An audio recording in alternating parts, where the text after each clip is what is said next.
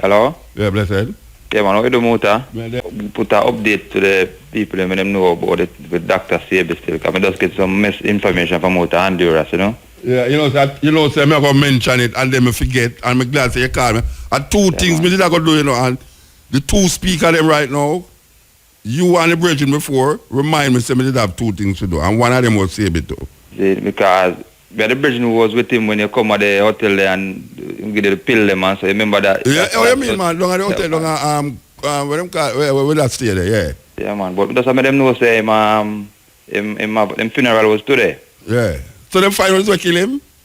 Well... Because me not believe, say, I don't know, me not believe what them are saying, Well, we don't know what go on still, but you don't know things. But to them funeral, and as far as we understand, them are going to cremate the body. Okay, them are cremate it, okay. And do a next ceremony in Los Angeles. Los Angeles. And, yeah. Wow. But terrible thing you want? That's planned to do something, have about 4 hours of recording. With him? With him, you know. Yeah, I know. 2 hours when we come from the airport and 2 hours exclusively. Me personally sit him down and we have some serious talk, you know. Yeah, I tell you it's rough. And a whole heap of work him when I plan to do still. And Jamaica was part of the... Yeah, man, then tell me say I come back. Yeah, man, when I go plan to do some work down at 2 and a whole heap of work him have planned. Yeah. You know, but a great loss to the black community. May I tell you? Big loss. You know, say, may I listen to Cabo Sunday? Yeah. You have a brethren always a call me named King Yashua, you know. Yeah. And him always say alkaline the body. So me I say, all right, tell me alkaline food them. Yeah. And one of them when call was carrot. So me say, brethren, me not say carrot as an alkaline food, me say carrot as a starch food. Because I know if you look at people who know deal with certain things, they will tell you say carrot is an alkaline food. A whole heap of people would describe carrot as an alkaline food. And me I tell them say many vegetables even on the market, if you get a litmus paper and do the pH test, you get to find out say it's acidic. Yeah, but you know, when me I ask you, man, I say carrot is a starch food. Yeah, him agree, you know, says starch in there, but him still say it's an alkaline food. And me I say no. And me I say, me even go as far as I say, if you try to appease the situation, I say, you know, so I better get down the top of the carrot. That eat the carrot itself. That's how me I reach though, you know. Because the way I run me dog, I know say, if people go look for carrot, they're going to say alkaline food, you know. It was made in Holland in the 16th century. It was a hybridization between the Queen Anne's and the yarrow. Yes. And then use a starch-based binder. When you do the pH test, you get acid result. Yeah. That's why you see certain parasites eat the carrot. So you plant 2 natural plants side and side, and the carrot get eaten. Why? Nature fight it, yeah. And eat out, you know. So a worm and all them, so we take it more than a native indigenous plant. Yeah, but why me mention Cabo? Yeah. Because me hear Cabo play an interview what she do with him last year. Yeah. And me hear my lick and I say carrot and he mentioned other thing, aloe vera and them thing there. Beetroot too. Yeah, it's not alkaline food. As a matter of fact, if God makes starch in that food, him not deal with God. Trust me, if a whole heap of plant, a whole heap of herbs, fruits, vegetable, a hybrid, where people don't know. Yeah. And him find out that this, because him was a steam engineer, so him deal with thermodynamics. Yeah. So him know if he do the pH test and stuff. So I saw him sit me down and me and him reasoning on him. I say, so him experiment with. We listen to him carefully. You know? And even though we not really go 100% how him say, but we're aware of the things them where him say. Yeah. You know, so it's like me I say, no, this person always say you must put alcohol in the thing them where you make, you know, like to make it reach your gut flow through the bloodstream. And I say, no, man. You know, no. He I say no. Me I say me go all over the world. I mean, meet up all sorts of holistic, homeopathic, all kind of healers. If you go tell me now, say everything what me I do, me have to go put. No, man. What that tell me say with my research, and also my research is this: iron. Black people need a large dose of iron because iron is a magnetic mineral. Yeah. When iron is present, every mineral latch on to it. Yeah. You understand? That's why even a person have AIDS or HIV, them get slim because no iron not present. Can't able to assimilate so them deteriorate. Yeah. So him now find out which plant them have iron. So when you compound them and put the iron in the body and put other mineral, the body will get ample amount of nutrients as well as oxygen and repair back itself. Yeah. You know. But I feel like compromise. I tell you, we had that program where you have to say some things where. I feel compromise, when I'm saying, Bridget, why not just, instead of you use the alcohol, you use the apple cider vinegar. I mean, it would be more acceptable than to keep telling the people them to put in, every time you mix a mixture, you say, a little Campari. Oh, man, enough for you. If you know for compound the herbs, then probably. Yeah, we do. But because I say, you know, me and him will call me, know that me are talking, but him will call me now. He will call me. If we go back to the 1980s, if you remember, there was a lot of focus around whether or not black men had a gene that predisposed them to violence. What's making black men kill other black men? Nobody said anything about slavery, the after effects, self-hate, miseducation, economic castration. Because I can tell you that miseducation and economic castration, that is the lack of jobs, is the mother and father of violence. If you don't educate me properly and you keep me from making a decent livelihood for me and my children, I have no choice but to go to the underworld to feed my family. And in the underworld, I'm likely to come face to face with somebody else who's trying to feed their family at my family's expense. It breeds the violence. And even if you're not selling drugs, the fact that you're walking around knowing as a man that you can't provide for you and yours, which is a natural responsibility, it breeds the anger that we sooner or later let off on one another. And whenever you read a story about a black man killing another black man, they never give you the contextual relevance of what happened. You coming out of the store, I'm walking in the store. I bump you accidentally, you turn around and you kill me. On the surface, I just look like a crazy, angry black man. Nobody's going to tell you I got fired from a job yesterday for standing up to somebody who called me out my name. Nobody's going to tell you that I've been putting in job applications for 2 years consistently. And as soon as they find out that I've been to prison, they drop me from the job. They don't put it in context. 75% of the violence that's taking place out there by black people is economically based. And nobody's dealing with it. Half the black men in Philadelphia, unemployed. Half the black men in Baltimore, unemployed. Half the black men in New York City, unemployed. But you don't want to tie that to the rise in violence? Everybody knows when there's never enough jobs in society, violence goes up. Even amongst white folk. This is what sociologists study. This is the science of criminology. No jobs, violence. More jobs, less violence. You know this. But when it comes to black people, we don't want to put it in context. Because we are trying to do what? Exterminate the image. We're trying to get people to see black people as an unnecessary hindrance to the progress of humanity. Blessed? Blessed, Brother Mota. Oh, you know, man? Blessed. All is well, my brother. Glad to hear your voice. Well, I know to say you're going all over the place. You're from the west coast to the east, south coast of Africa here. I mean, what's happening there? Well, Black America is under siege. As you know, we're dealing with police genocide on a level we haven't seen in probably about 60, 80 years. Yeah. And so African Americans right now are really scrambling for solutions. Many of them don't want to accept the fact that America has never really been interested in having the black man and woman in this country. Yeah. Many of them have been duped by the whole Obama facade, and now many of them are beginning to wake up to the realities of what the honorable Marcus taught in Pan-Africanism and, of course, repatriation. All right, we see today the DOJ, that's what them call themselves, the Department of Justice, come down upon the Baltimore police force and say them is racist. This is the federal government now will label them police in Baltimore as racist, which black people they don't see that already.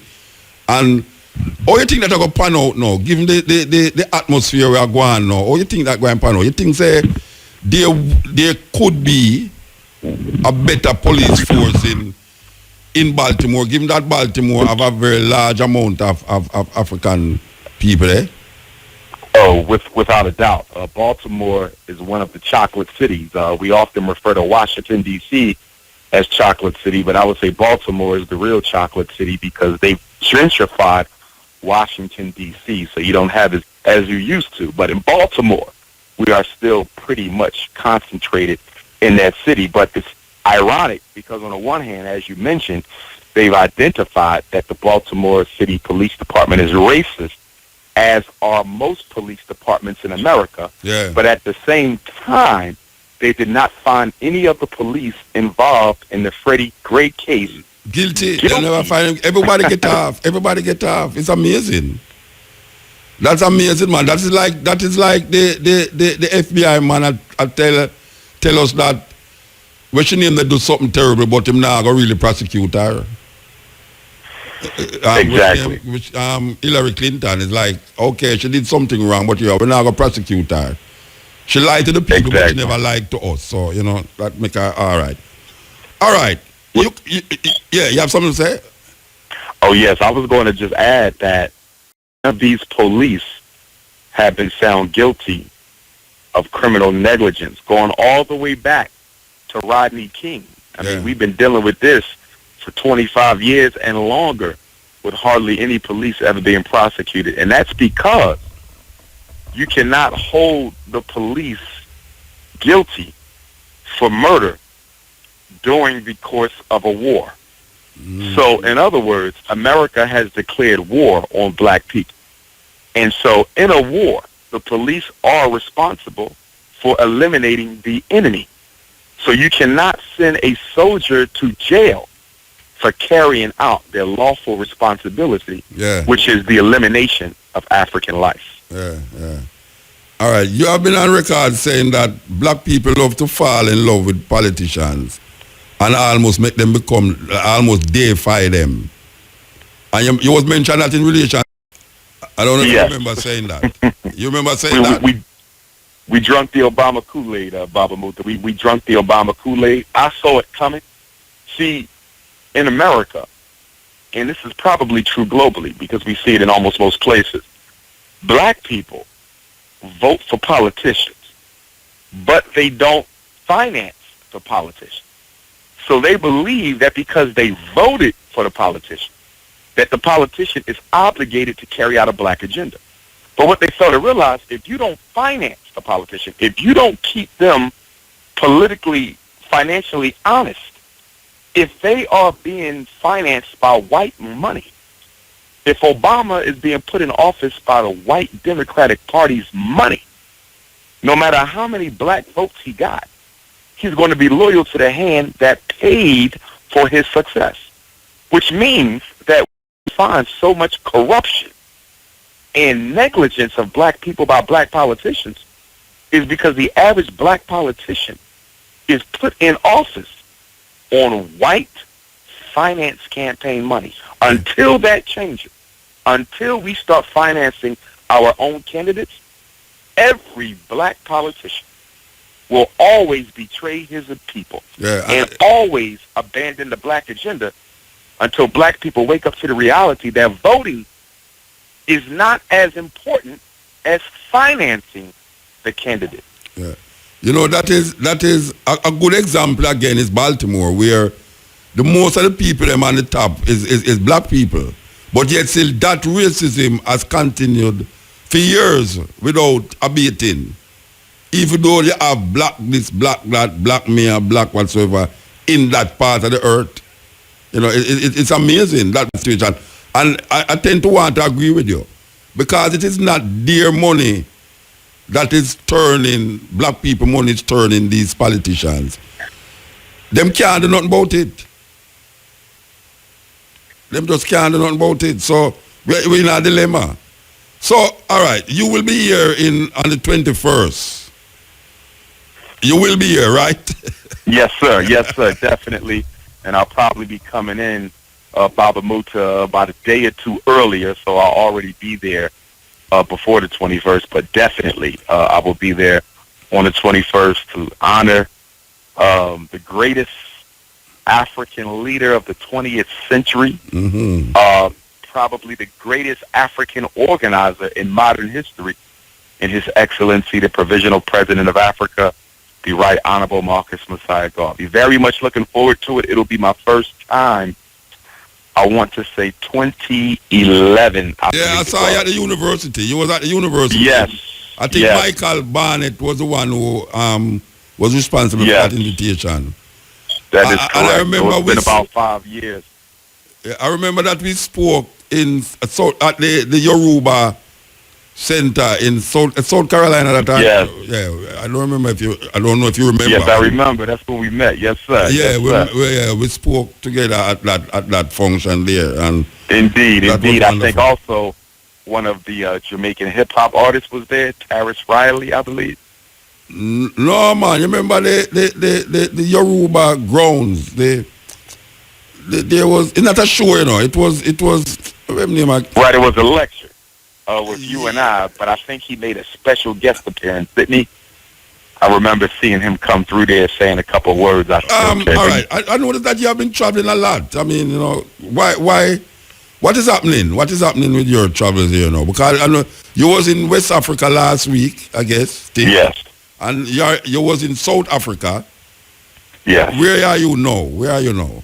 Now I'm back home, for lack of a better word, I say home. All right. Philadelphia, Pennsylvania, where I was born and raised. So I'm back on the home turf. But yes, we was in Senegal. So what was happening in Senegal? South Africa. What was happening in Senegal? Senegal, a lot of opportunity in Senegal for African people to come back and invest and participate because it is a Francophone country. Yeah. Colonized by the French. One of the things we find is that the Francophone countries in Africa don't get the same type of attention. Yeah, as the British. Interest. Yeah. We're going to have to change within the world of Pan-Africanism, because I spoke in Paris last year, and that was one of the themes that constantly came up during my visit, was that the Pan-Africanist leadership globally tends to run to the Anglophone countries. Because of the language, a lot of that is because of the language. Yes. Yeah, the language is kind of what separates us a lot of times, you know? Yes. Yeah. But we got to overcome it, though. Yeah, definitely. It's a lopsided approach. Definitely. What was happening in South Africa? What was happening in South Africa? Well, South Africa was hot while we were there, politically hot. The election. Yes, the election. And what we saw happen there was historic, because the ANC, African National Congress, the ruling party, lost some major provincial elections. They lost Johannesburg, and I believe they also lost Pretoria. They lost so not only did they lose the biggest city, they also lost the ruling city. Yes. And many people are crediting the young brother who broke away from the ANC Youth League. And he started the EFF party, and many people are crediting him with the ANC's losses by wooing some of the black vote towards his party. And so now what's going on is that the leadership of the ANC has defied President Jacob Zuma, who did not want them to enter into talks with the young brother.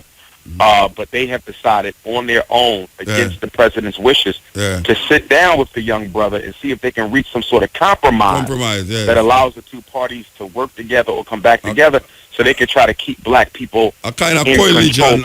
Yeah, because the Democratic Alliance, which is the white party, they've won some of these provinces. And the Democratic Alliance, they go back to, the Union of South Africa. They are the white boys. They are the white racist ruling elite, but they do have a black face. Just like in America, they use Obama.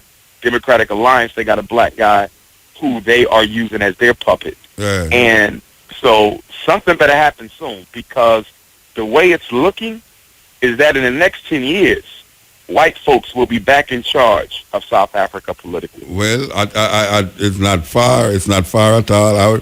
I don't really like hear what Winnie Mandela have to say about all of this, And I really love hear what she have to say about it, because I know she was very skeptical about the direction the ANC was going after Mandela. She was very skeptical You know, that is why Yes. she was ostracized so much. Even after Mandela, she was very ostracized.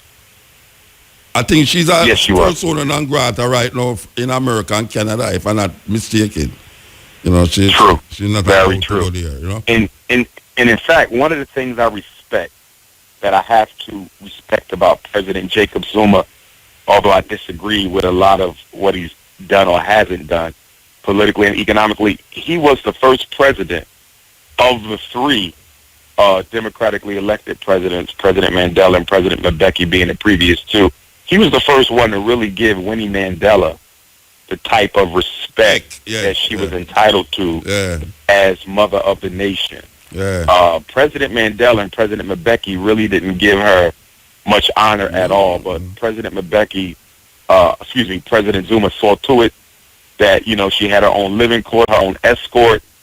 You know, it's not the best arrangement, but he did give her a degree, I respect, you know, of executive recognition. So I respect him for doing that. But going back to your point about the ANC, one of the reasons that they lost, in addition to the formation of the EFF and a young charismatic brother and what he's been able to do, is, as you stated or alluded to, they've become very conservative since taking over the government. In fact, the ANC, in many respects, has almost went 360 degrees.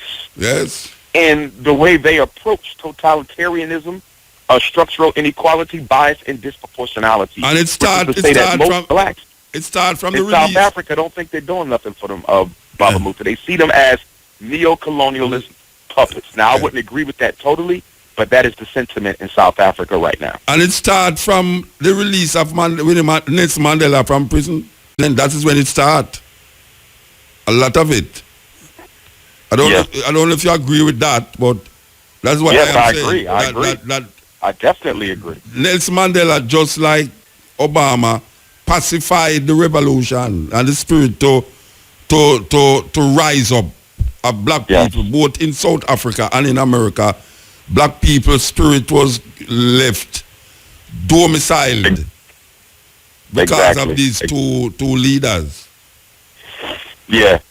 And what a lot of people don't understand is that right before the elections in '94 in South Africa, the white ruling elite had Chris Hani assassinated, yes. Yeah. Just before the elections, because Chris Hani did not agree with the negotiations and the way in which they were going. Yes. And because he was the military wing of the ANC, he was prepared to organize his troops again and go back to fighting against the white ruling elite until they came to the table with a proposition that was more accepting and beneficial to the black masses of South Africa. And once he made that declaration, they had him murdered because they felt that they could negotiate with Mandela, but they could not negotiate with Chris Hani. And that also explains why Robert Sobukwe, while they were in prison in Robben Island, he was the only political prisoner who was separated from the others. Mandela and the others were allowed to interact with each other, but Robert Sobukwe was kept totally separate from everyone, and that was because they feared that Robert Sobukwe, if he was allowed to stay around Mandela, hardcore Pan-African nationalism versus that integrationism that the government ultimately embraced. All right, so give a little, I don't know if you had already prepared what would be your topic in Jamaica at the moment, but I know I'd really like give a little synopsis of what you're going to talk about coming here, or you don't prepare that yet. Well, we know that Garveyism is going to be the foundation of the message, but I'm going to link it to the modern day struggles. So, in other words, I want to approach it from a perspective that we are in the condition we are in globally as African people because we have abandoned the message and the philosophy of the Honorable Marcus Messiah Garvey. And in America in particular, you know, as you know, that ever since Mr. Garvey's deportment in '29, most of the leadership and organizations that have spread have had an anti-African message. If you look at many of them, and I respect all of them for the great work that they've done, but they didn't come with an African ideology. No. Nearly every organization post-Garvey had come up with an Asiatic identity, an Islamic identity, a Moorish identity, a Hebrew African-American identity. Exactly. Yes. But they took us away from Africa for the Africans. Yes. And so it's ironic that going into 2017, we're almost 100 years to the first international convention, and it took a century for black people to really see that Garvey was on the right path all along, and that it's time for us to go back to that path. It's the only solution. If we're going to rise as a race, we must rise together everywhere in the world. Sword question here now. Which one of these two people that run this election you think would be best able to wake up black people out of them slumber if them win the election? Which one of them you think say if them win, black people will realize how weird a situation them find themselves in now? I would prefer that the victor be Donald Trump.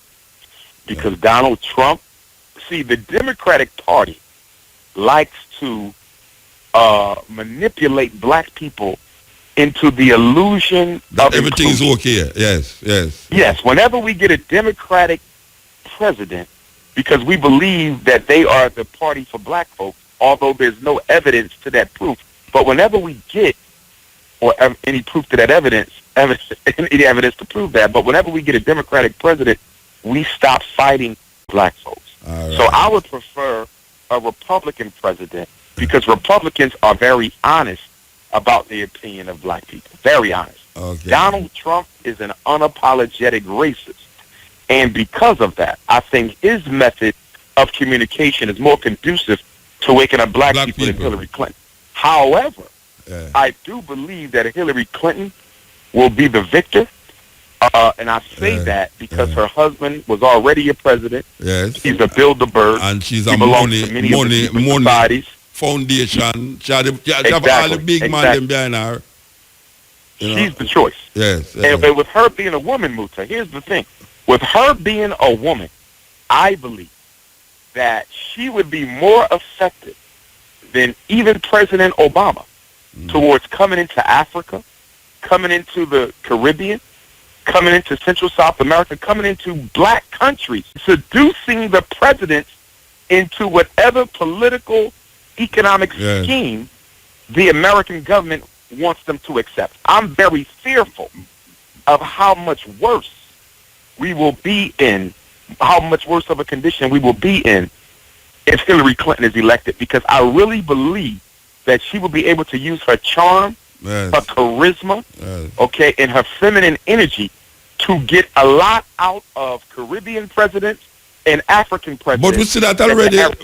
We see that already over the past 8 years. Well, not even 8 years. Over the past 4 years, with a systematic drive to militarize African soil. Yes. She as a foreign secretary was able to push American military in Africa even much more than Bush himself. As a matter of fact, she's responsible for the rise of ISIL in Libya and in Syria.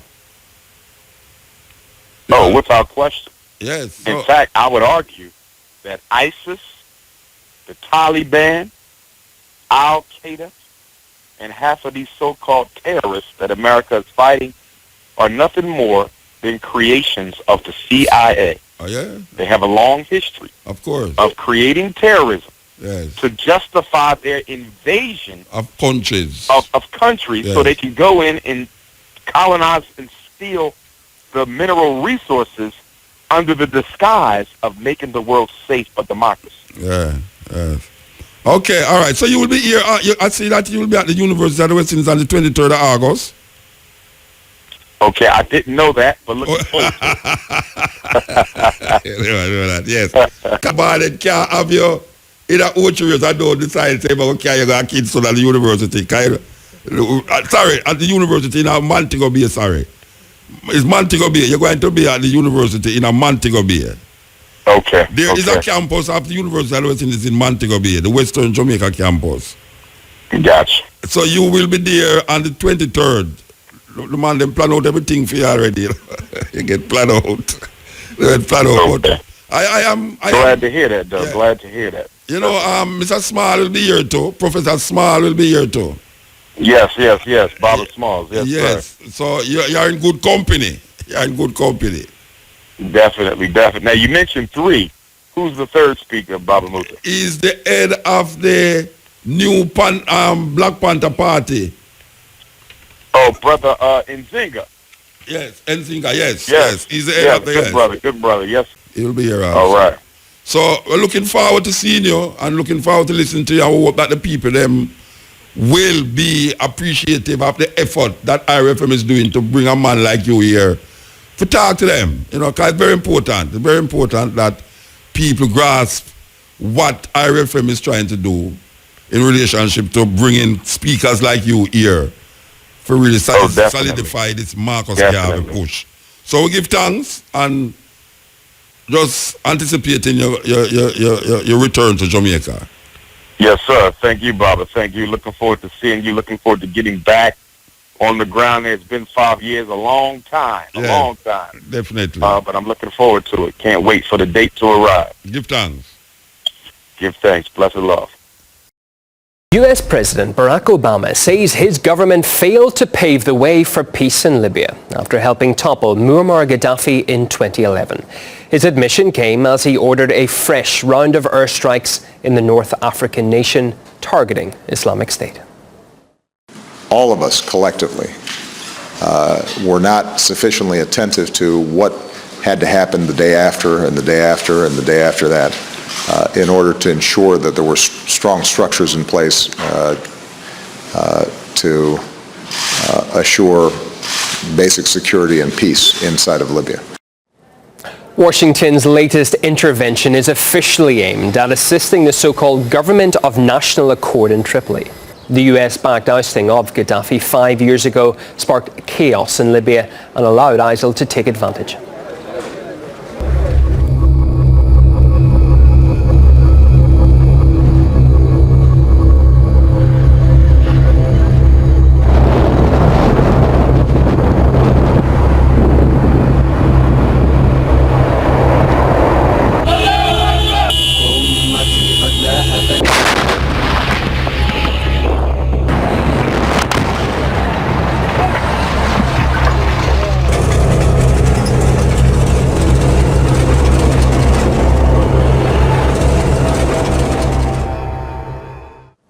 America's airstrikes come just a few weeks after the Pentagon admitted it has no, quote, grand strategy for Libya. RT's Guy Chichikan went to the State Department to ask if Washington's plans have changed. It is clear that the UN-backed Government of National Accord in Libya cannot fight terrorists on its own. And that suggests the U.S. is going to be in Libya for a long time to come. And I asked the State Department, what is the U.S.'s overall strategy in Libya? Because you can only do so much with airstrikes. With chaos in the country, it seems to be only a matter of time before the next batch of terrorists pop up. And State Department's John Kirby said the U.S. strategy is to support the Government of National Accord, the GNA. With that comes another question. What happens to the part of Libya that does not support the GNA? In fact, Libya has a parallel government in Tobruk, whose parliament a few days ago refused to hold a vote of confidence in the GNA. Is the U.S. concerned about these internal dynamics as it throws its weight behind the GNA? Here. At a time when the GNA is having a difficult time unifying the country, do you think UN backing and now U.S. military support could give a green light to give a sort of a signal to the GNA to crack down on parts of the country that won't go along with it? Well, we're not interested in seeing a crackdown, to use your phrase. We're interested in seeing the GNA succeed. And to the other parties that you're talking about, we continue to call on them to support the GNA. The responsibility is on them to support the GNA, as the international community is supporting the GNA. That's the path forward here. That's the best thing for all Libyans.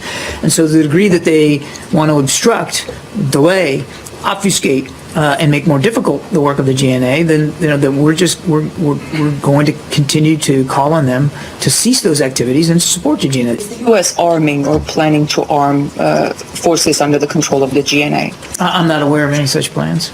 Even though UN Security Council members are backing the GNA, France reportedly supported General Khalifa Haftar's efforts to drive rebel fighters, including an al-Qaeda-affiliated group, from Libya's second biggest city, Benghazi. General Haftar has refused to support the UN-backed government of national accord because his forces were once loyal to a rival government. In July, the French government said 3 of its soldiers had been killed in a helicopter crash in eastern Libya, and the GNA blasted the French for their unauthorized military presence in the country.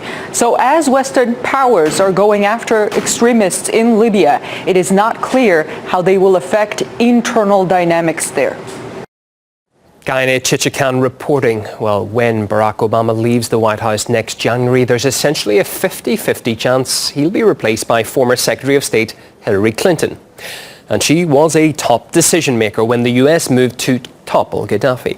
Whistleblowing site WikiLeaks has now released more details of her involvement in the intervention.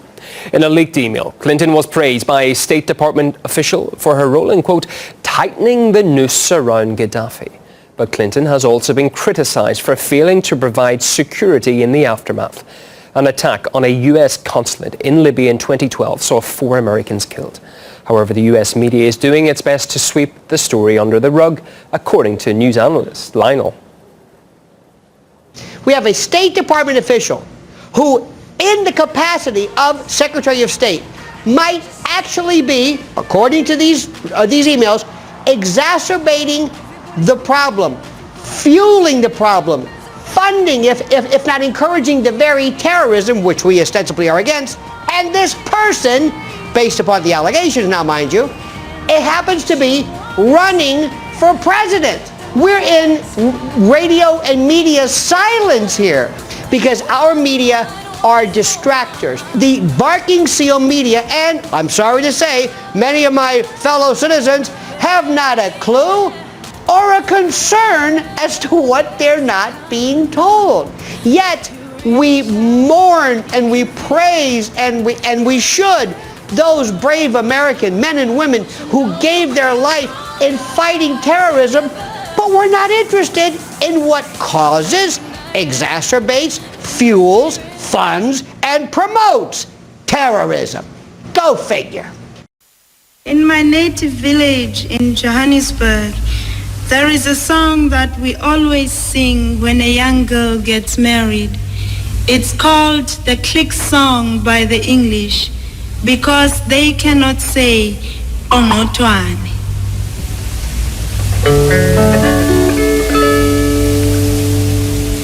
Igqirha lendlela nguonotwane. Igqirha lendlela kuthiwa nguonotwane. Igqirha lendlela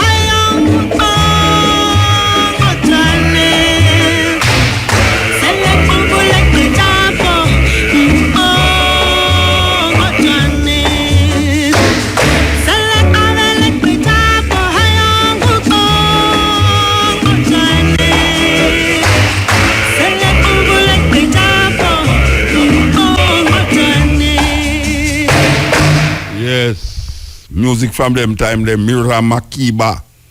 The late, great Mira Makeba, South African name. Click Song. Big tune in them time, the big tune. We continue the journey, you know. You know here, continent, the edge, people, the edge. We have been stripped, robbed of our name, our language and our culture. Beaten, robbed of our religion. Till we wonder, will we really ever love again? Been stripped, robbed of our name, our language and our culture. Beaten, robbed of our religion. Till we wonder, will we really ever love again? Or will we really ever love again? Living in this land, it is pure confusion.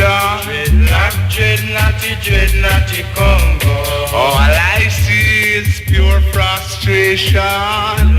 Dreadnoughty Congo. We cannot walk the streets of night in peace. Dreadnoughty Congo. From your dread, they are saying that you are the thieves. Dreadnoughty Congo.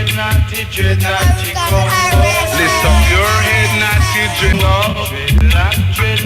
dreadnoughty Congo.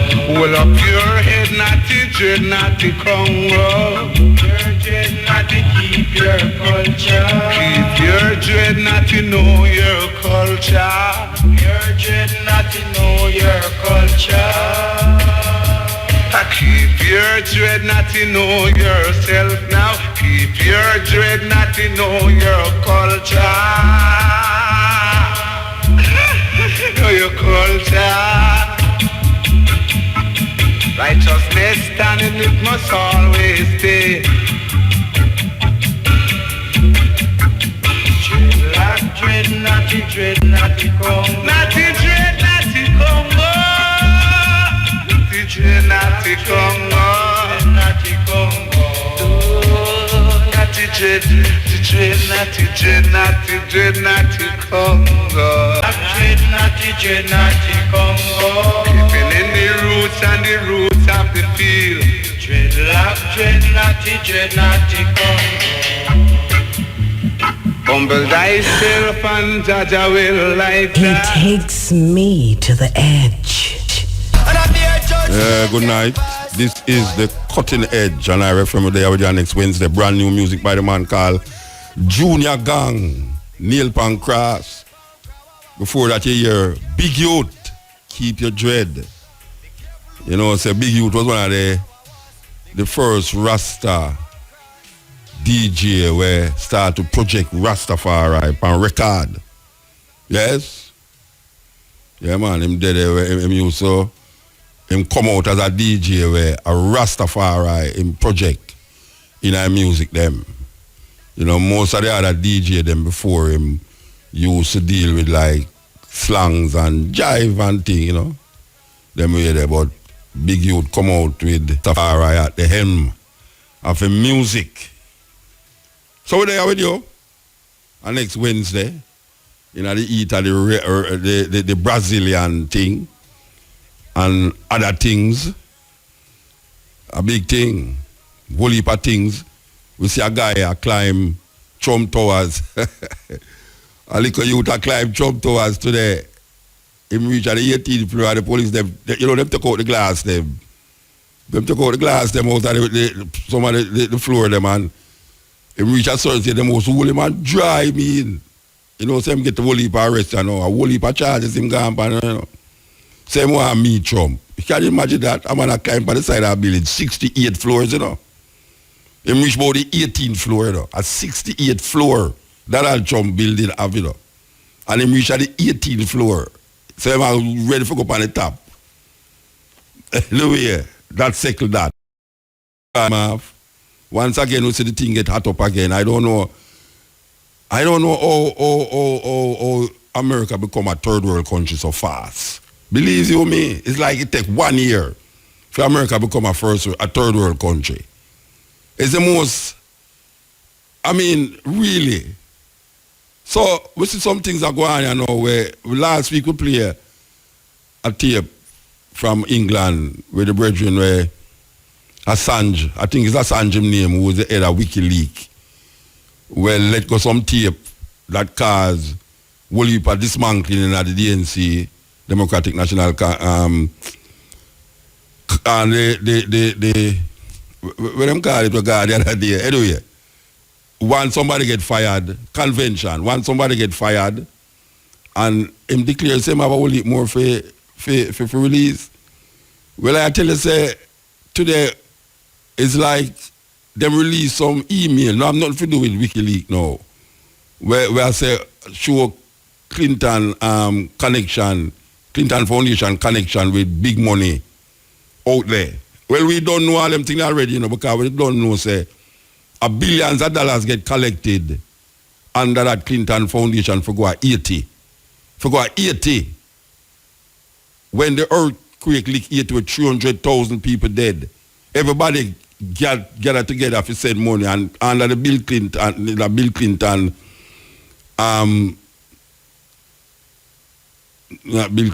Well, Bill Clinton, I'm my father. Bill Clinton, Hillary Clinton, and them daughter have a foundation named Clinton Foundation. We're supposed to did channel money to Haiti. We never reach.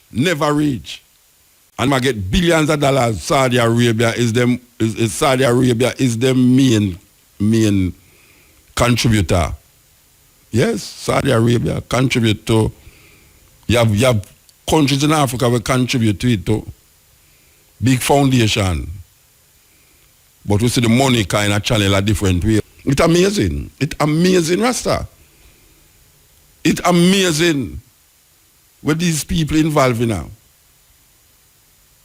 I mean, you wouldn't believe politician, you know, Bob Marley say, don't trust a politician to grant you no favor because he will control you forever. You see, politician, me try to figure out which one of them worse, you know, politician or preacher.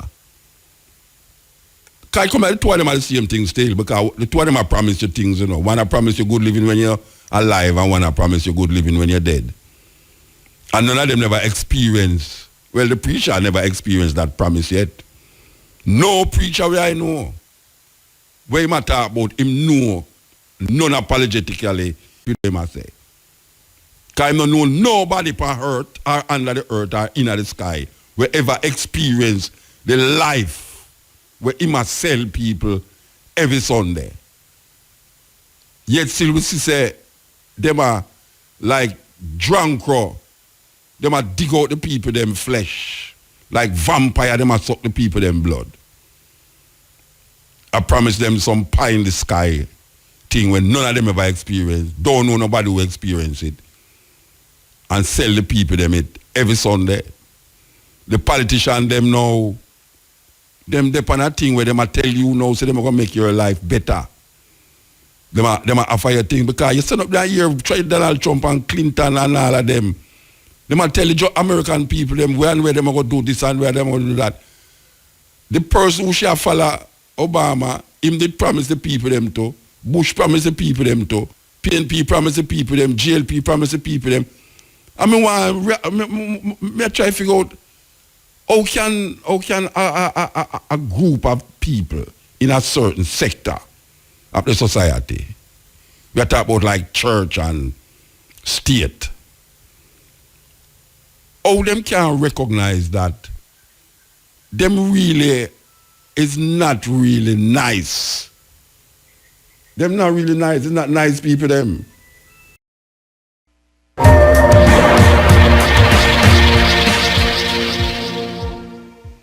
It's the Real News Network. I'm Sharmini Pires coming to you from Baltimore.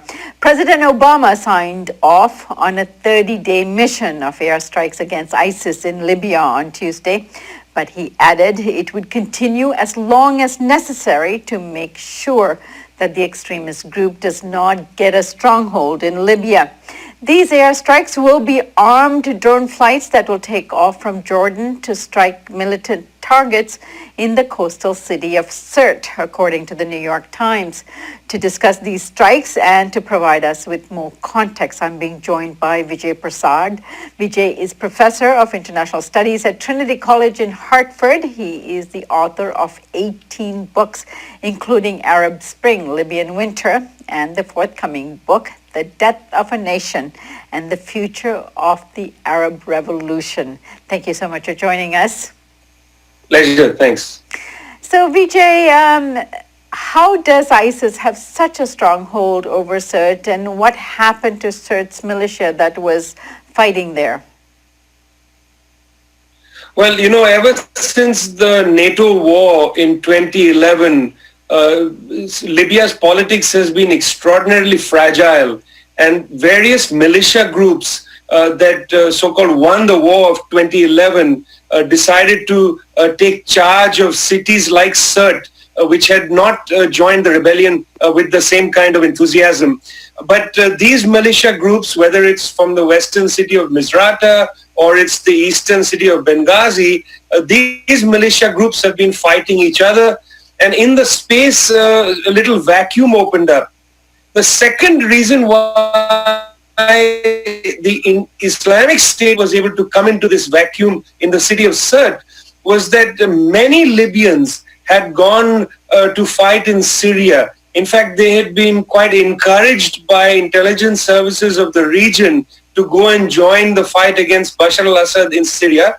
Several of them joined the Islamic State. When the United States started to bomb the Islamic State in 2014, many of these militants, including Tunisian members of the Islamic State, returned to Libya. They came to Sirte. They created the Vilayat of the Islamic State of Libya, and they basically, created Sirte as their as their citadel. So they've been there for almost over a year. The United States has bombed from the air Sirte once in November and then again in February. So this is the third attempt by the U.S. government to bomb the Islamic State targets in Sirte. Now, Libya's national unity government apparently invited the U.S. to come in and try to rid of ISIS in Sirte. But from what I understand, it's not so united, this unity government. Tell us more about it. Well, for about a couple of years, there were two governments inside Libya, one in the city of Tripoli, one in the city of Tobruk and Bada.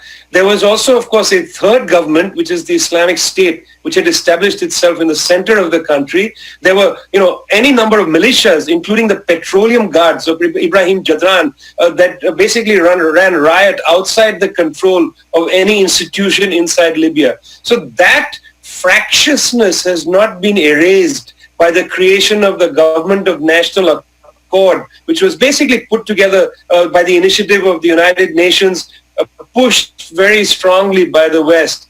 Now, this Government of National Accord has been under pressure to go after the Islamic State. And indeed, the troops of the Government of National Accord have been making some gains against IS.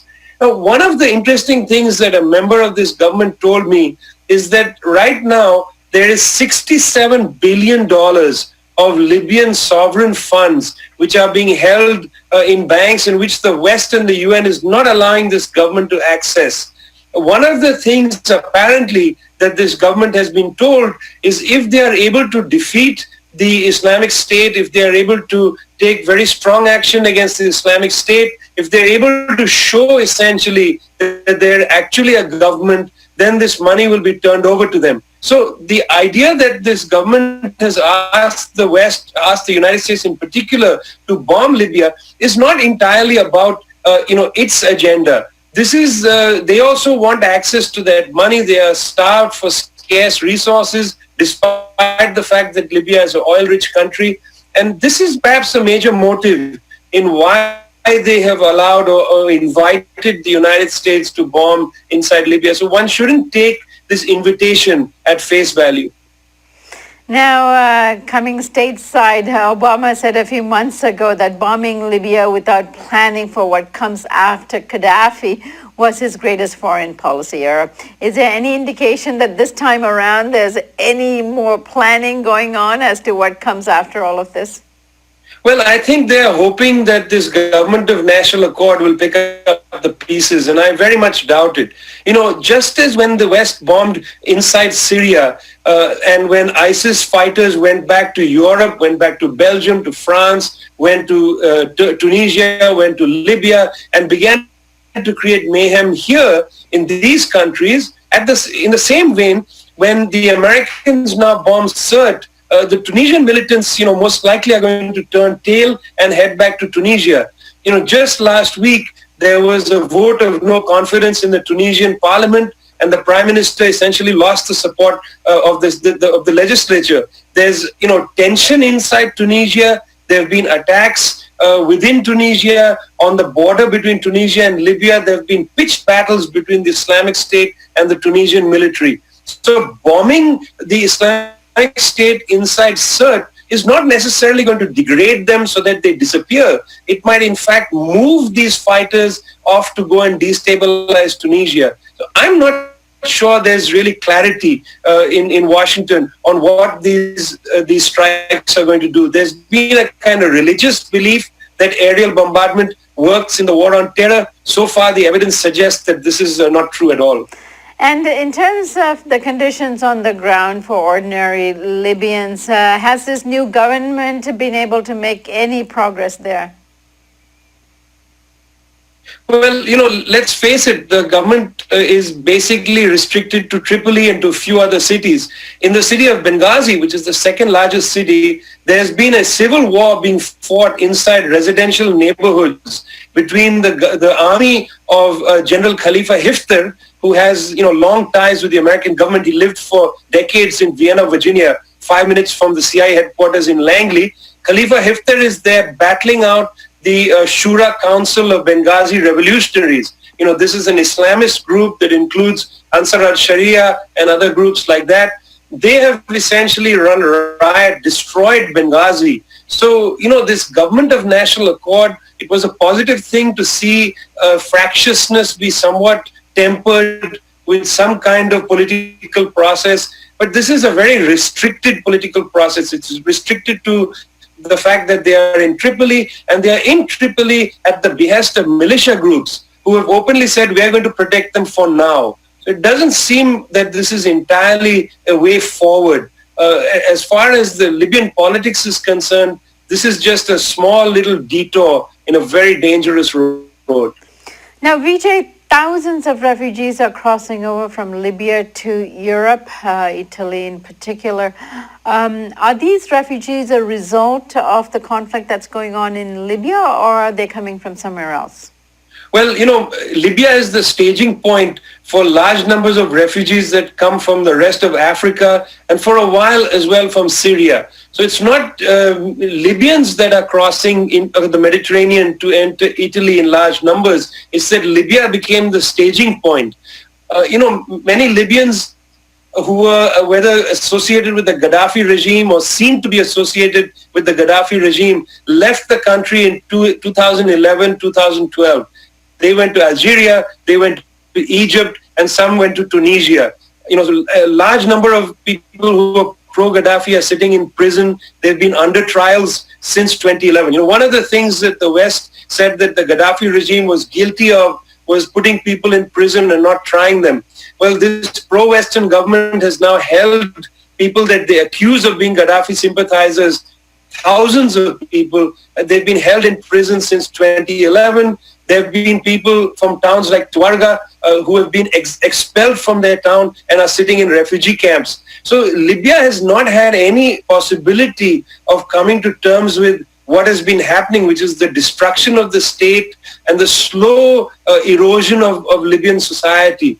So, there's nothing good to report here, Sharmini. Things are bad on the ground for people, but it seems like they are not the main people fleeing to Europe. Those are people coming from other parts of Africa for whom Libya is a major springboard. All right, Vijay, I thank you so much for joining us today, and we'll keep an eye on this, as I'm sure you will. Good to have you with us today. Thanks a lot. And thank you for joining us on the Real News Network. Xylophone, loving you.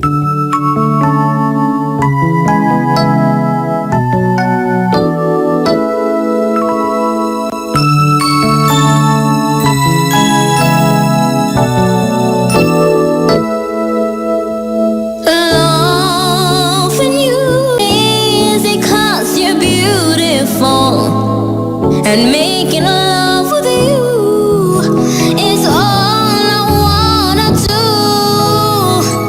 And loving you is more than just a dream come true. And everything that I do is out of loving you.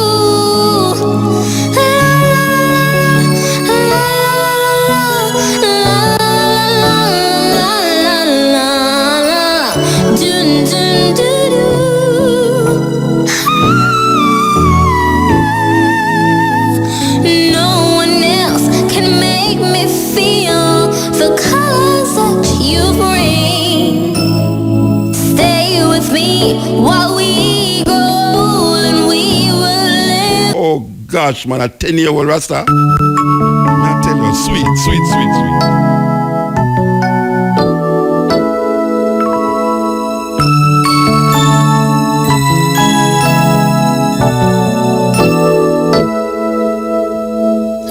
Loving you is easy 'cause you're beautiful.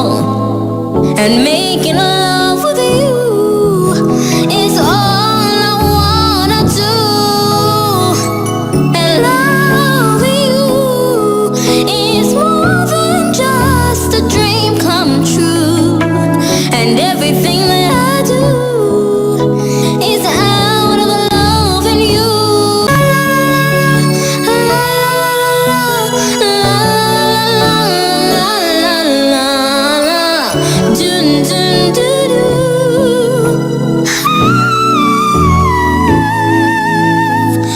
No one else can make me feel the colors that you bring. Stay with me while we grow old and we will live each day in springtime. 'Cause loving you has made my life so beautiful. And every day of my life is filled with loving you. And baby, loving you, I see your soul come shining through. And every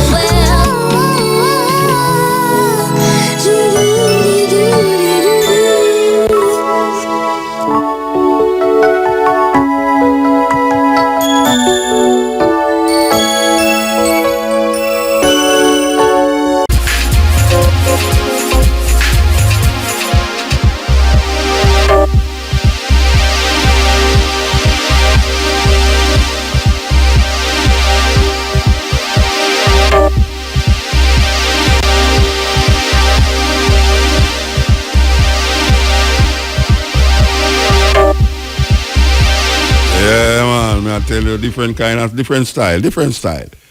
So, we are saying now, Africa, I take some serious turn in the earth, you know, that people have to really open their mind and take a stock. There's a time when we talk about Africa, people look at me like, when I'm mad people, when we want to go to Africa, you know, it's pure starvation down there and bang belly picnic and flying at them mouth and all them something there.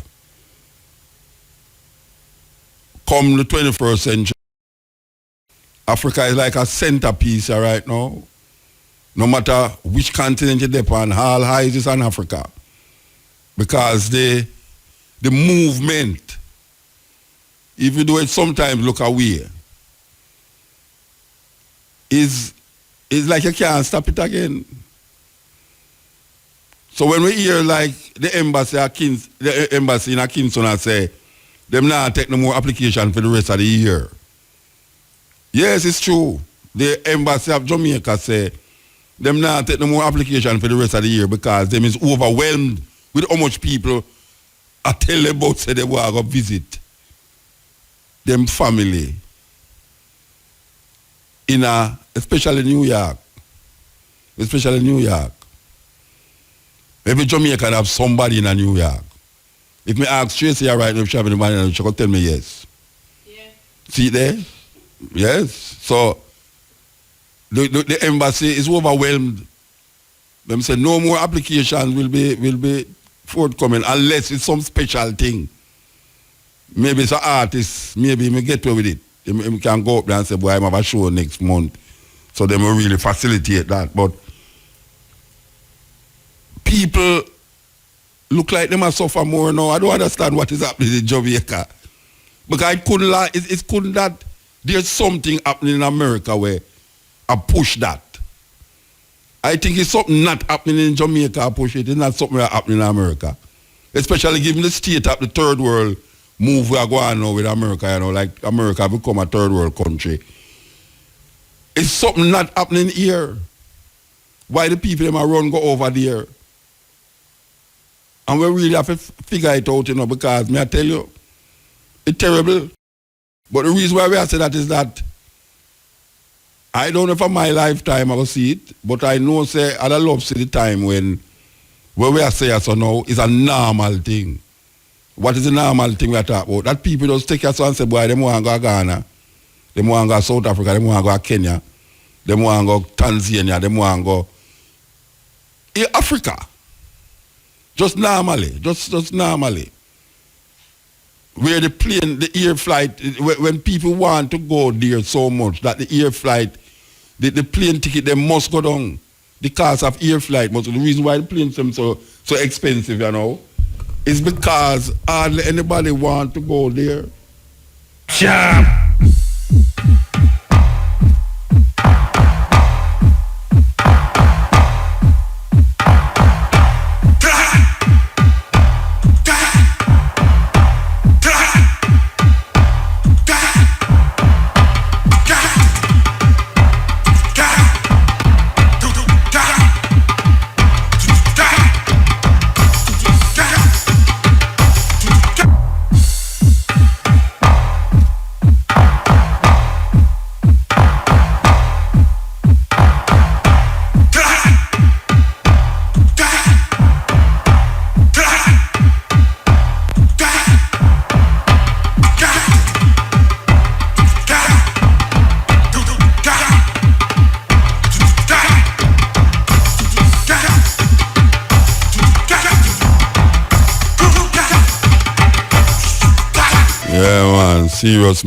Serious music.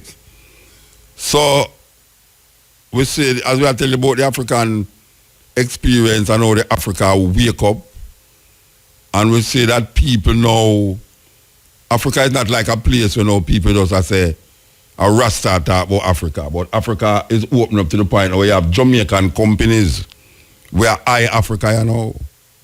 Yes, Jamaican companies where decide they're going to set up base in Africa, you know, Ghana and all these places. So it's not a joke thing.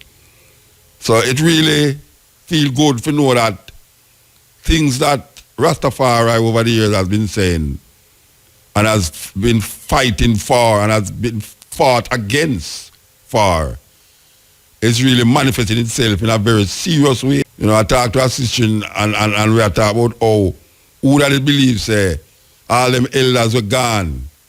Who that believes them could have really smoke a spliff right now. Just like that, in front of police, I don't feel no way about it.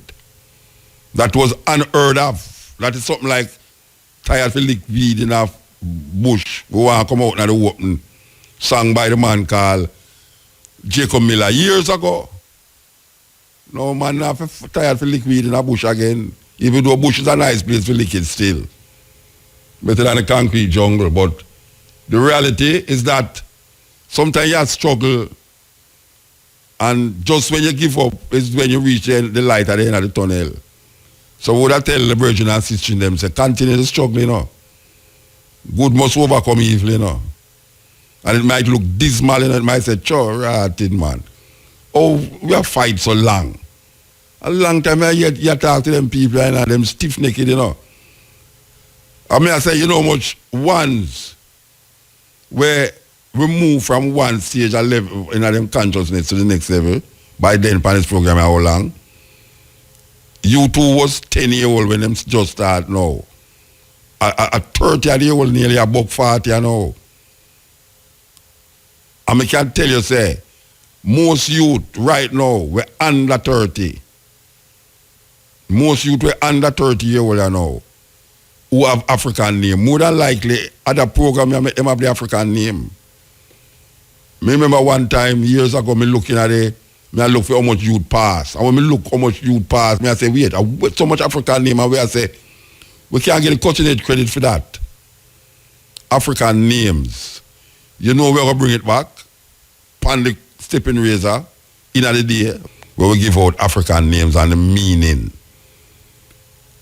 And when we check a stack, the amount of youth we used to listen to cutting edge, a university, and now them gone away from another university in somewhere around the world and can reflect and say, why, you know, yeah, that virgin there. Yeah, man, what heap of them? Email every day we get that from people who used to come there Jamaica and I go school and listen.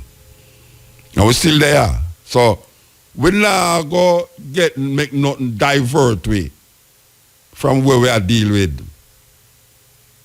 We are going to stand right. If it's even the last man standing, and me that, the last man standing, we're not going to make nothing divert way, you know. Because where we are talking about and where we realize things them, whole heap of the things them, and come to a fulfillment, yeah.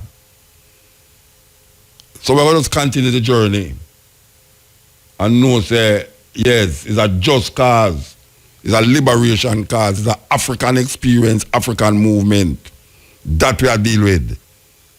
That we are dealing with. Now, democracynow.org, the War and Peace Report. I'm Amy Goodman. 6 years ago, President Obama warned the nation that foreign corporations could soon pour money into the U.S. election system, thanks to the Supreme Court Citizens United decision. Obama made the warning during his 2010 State of the Union speech as members of the Supreme Court looked on. With all due deference to separation of powers, last week the Supreme Court reversed a century of law that I believe will open the floodgates for special interests, including foreign corporations, to spend without limit in our elections.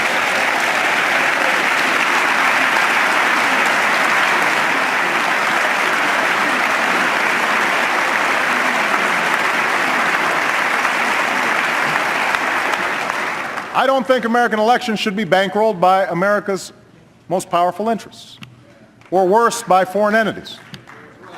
They should be decided by the American people. And I'd urge Democrats and Republicans to pass a bill that helps correct some of these problems.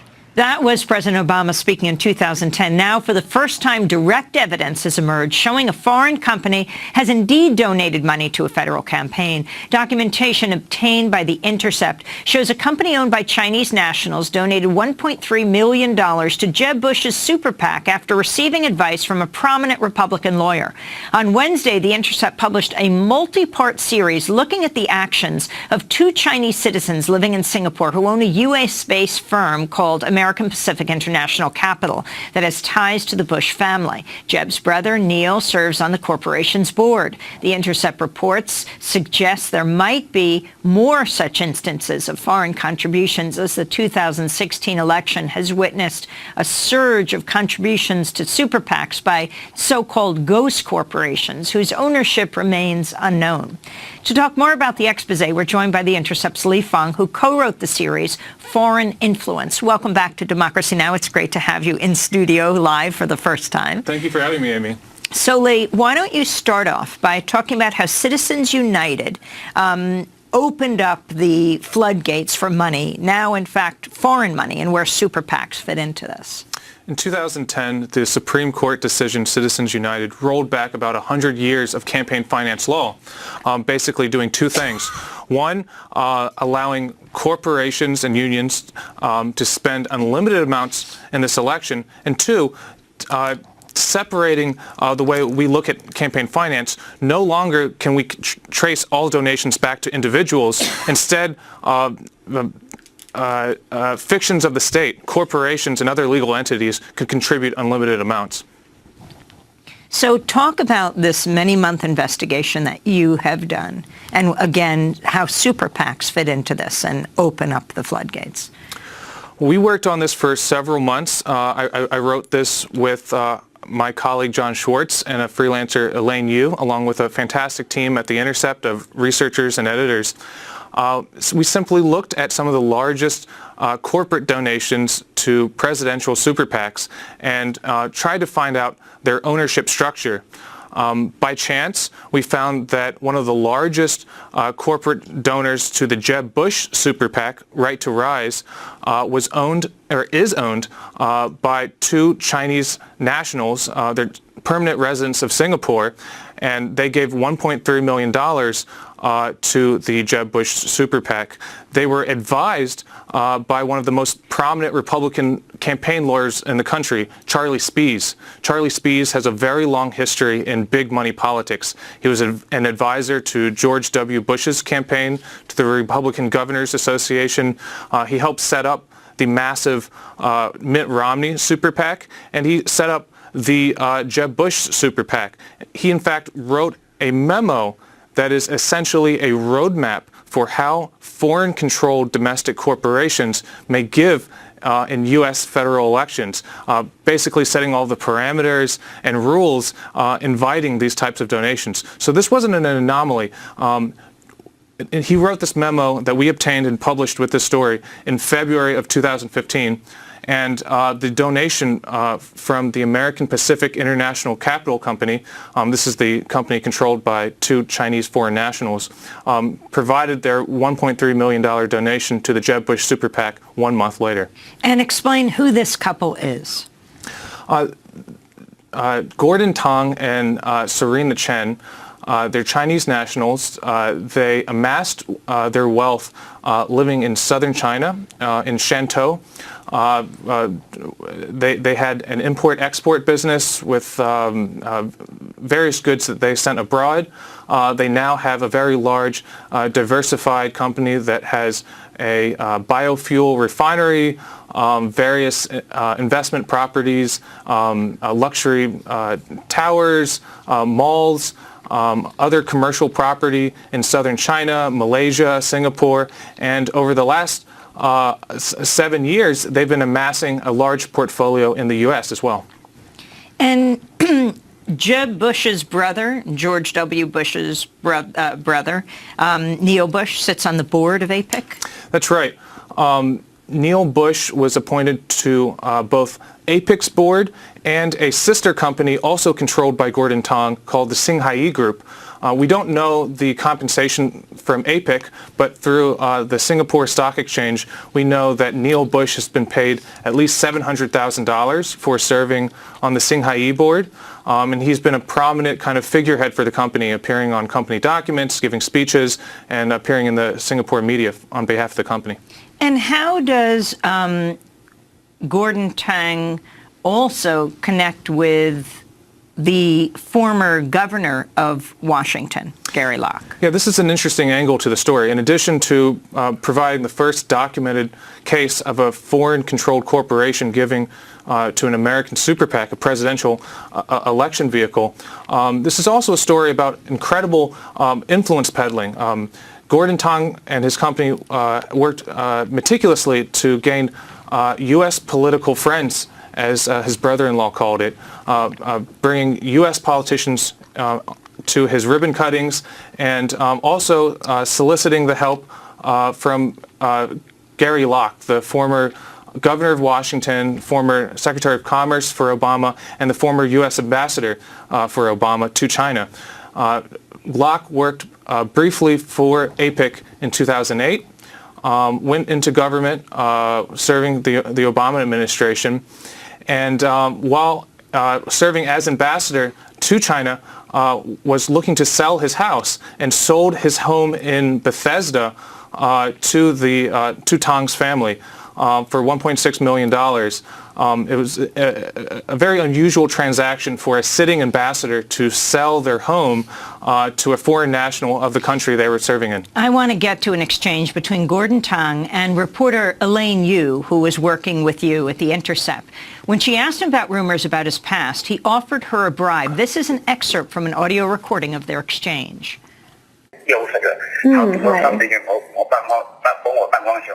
I'll come to Hong Kong later and give you a red packet of $200,000 so we can be friends. I shall arrive at Hong Kong on July 20th for 5 days and I leave on the 25th. I hope to see you and then we can be friends. I don't even know why you want to be a reporter. Reporters make so little money. Okay, we're really more interested in the Sino-US relationship. What about Singhai, Neil Bush? What do you think are his good qualities? I want to understand the attitude of how Americans do business. Once we're friends, I'll have a lot to tell you, and we shall be friends if you don't write about the last 3 points. That is, the rumors about his past. That's Gordon Tang speaking to Intercept reporter Elaine Yu. And he called her from the airport in Hong Kong to say he had an envelope for her, a red envelope. That's right. He had a lei, which is a traditional Chinese envelope for giving gifts, but he offered what is essentially a bribe not to report certain aspects of the story, offering $200,000 in unspecified currency.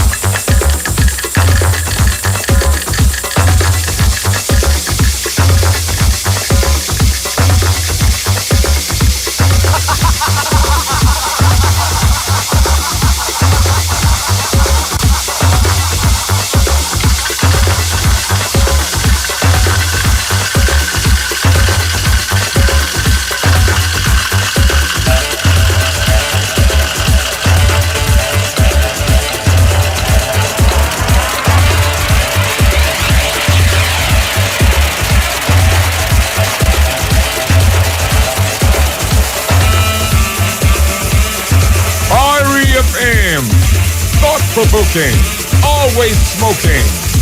Lyrics like a bazooka. You are listening to Muta Baruka.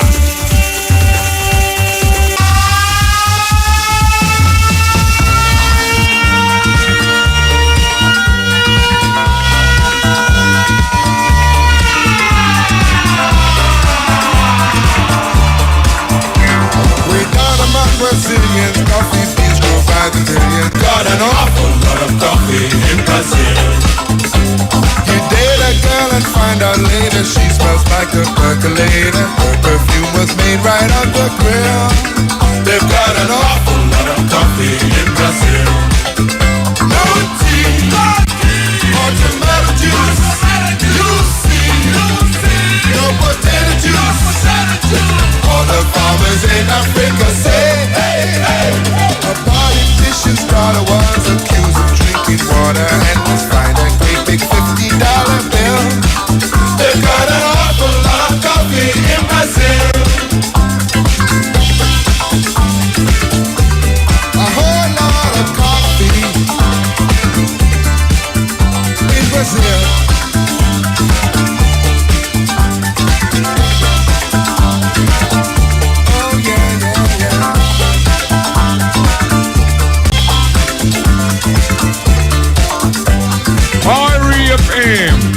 Thought-provoking, always smoking. Lyrics like a bazooka. You are listening to Muta Baruka.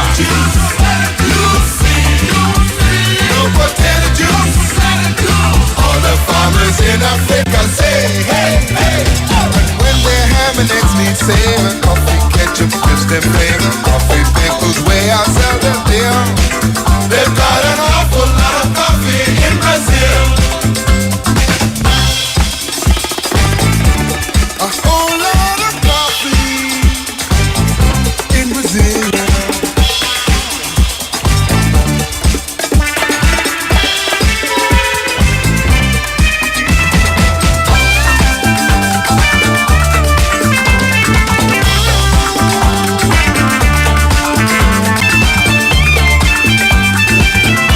Ozebisa, coffee in Brazil. Satisfy the needs of the culture, enrich the culture, empower the culture, defend the culture, advance the interests of the culture. And how then does the culture implant its spirit into its members? It does it in a very strong and primordial way. It uses vehicles. And one of the major vehicles that's used is music, rhythm, song, dance. A culture involves people moving what? Together, in tandem, in rhythm. It involves them having the same temporal sense, the same kind of time clock, so that they can move in synchrony, one with the other. And music is about synchrony. Poetry is about synchrony. Song is about synchrony. Music is about symbols. And you see, ultimately, it is through symbols that you evoke behavior from people. So when a culture creates symbols, those symbols are designed to evoke particular types of reactions and feelings and moods in its members. And a culture establishes the potency of those symbols through ritual, through song, and through dance. And one of the best ways then to inculcate cultural values, a cultural spirit, is through entertainment. Is while the members are being entertained, while they are feeling good, the song is carrying the cultural values into the mind and into the body. The lyrics that represent the cultural interest, the lyrics that represent cultural values, are being carried on the vehicle of the music, carried through the vehicle of the poetry, the togetherness, the cooperativeness, the mutual movement together, and the synchrony of the culture is being entrained through the music and through the rhythm of the dance. Therefore, you see, when you let another people take over your music, when you let another people take over your dance and attach their content to it, they will use your own music and your own dance and your own rap lyrics and your own poetry and your own cultural symbols to carry their message into your body and into your mind, such that you can only respond then to their beck and call and to their wishes. And you see then,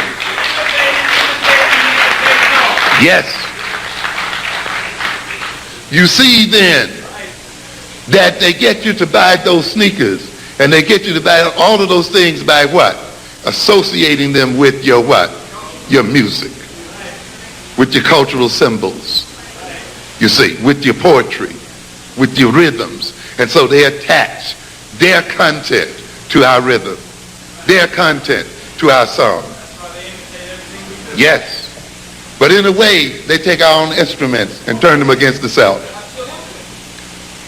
Notice how quickly, when one of our youngsters was rhyming "kill the police," that kind of content was washed right out immediately. Yes. But what wash out occurs when they sing about shooting each other with their Glocks and the other things? When their contents of self-destructiveness ride on the rhythm of their song and of their dance. And when the cymbals are loaded then with self-destructive elements and content. So what are we saying here then? That enculturation is the process of building in responsivity and ultimately responsibility, the ability to respond to a particular call. And we then have appropriately enculturated ourselves when we can respond to our own culture and to our own values and to our own needs. As we said before, if you have a good mind, you can con another joker out of his land. You can con him out of his diamonds and his gold. And this is what the other people have done. They have used their mind and their cleverness and taken from us what they did not have originally. And therefore, consciousness is not an abstract concept. It is not a theoretical concept. It is a concept that is directly related to the reality that one lives in and to the reality that one experiences. It is directly related to the type of life that one will live and does live. So I'm going to look at this for a minute. Particularly the consciousness of Africans in America. I'm often somewhat amused and taken aback by the number of people in this society who claim that slavery occurred somewhere back there.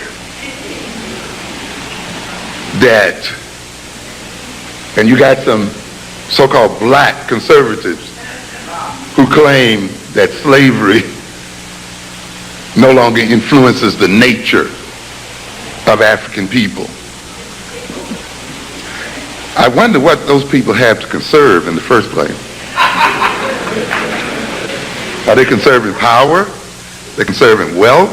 What does a black conservative conserve? You know, you have to conserve something.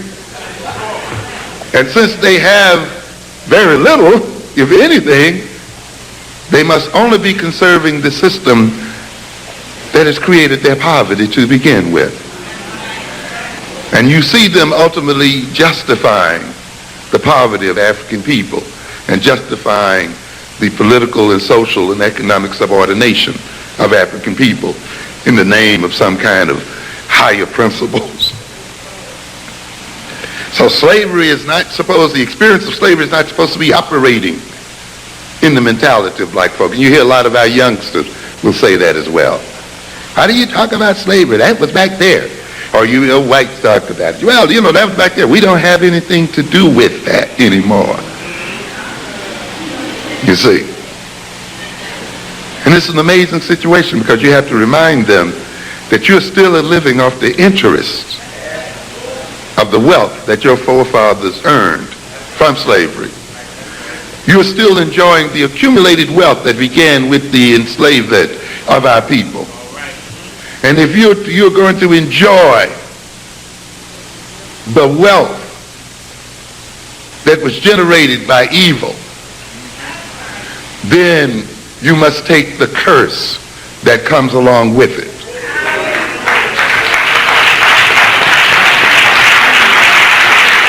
And therefore, even though you personally had nothing to do with it, but because you have received stolen goods, you must pay the price as well.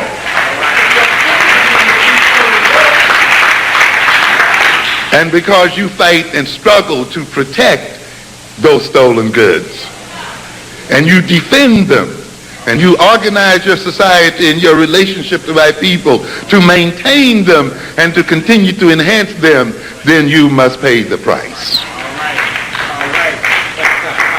That's why you live in terror. What kind of food do you eat? You say soul food? Was that the food of African people? Slave food. The food that we find most satisfying, the food that we find that sticks to our ribs, the food that we call down home, or food that we learn to eat in the quarters.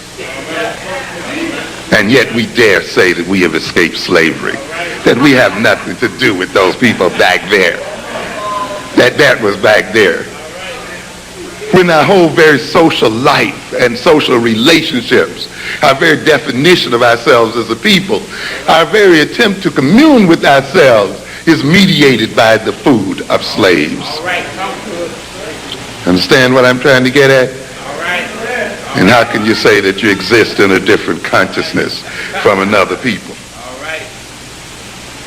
What kind of uniforms are we wearing? Huh? What kind of clothes are we wearing? Were these the clothes of African people? Huh? This is what we got to look at. Yes. What is this to say then that we've escaped slavery? What kind of names do we respond to? Yes. Yes.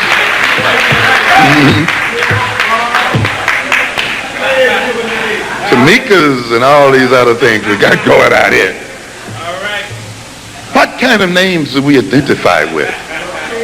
Why is it that African names sound strange to us now as a people, and yet we dare say that we have a different consciousness from our great slave grandparents? How can we say that? We are still of the same consciousness. And we are still in the same position because we are still servants of the white man. And our reason for being in America is to serve white folk and to generate wealth for them. And there has been no change at all in terms of our relationship to these people.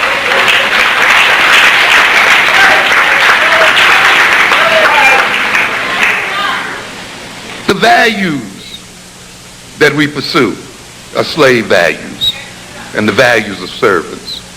The social relations that we create and interact with were built and developed during the periods of slavery. We have not escaped it at all. But it is time for us to change the slave consciousness, this consciousness of servitude that is still too much with us today. And ultimately, we ask the question that's closest to home for a lot of people. When we claim that we've escaped slavery, and the slavery was something back there, which had nothing to do with us today. And then I ask you the question, what kind of God do you wish them?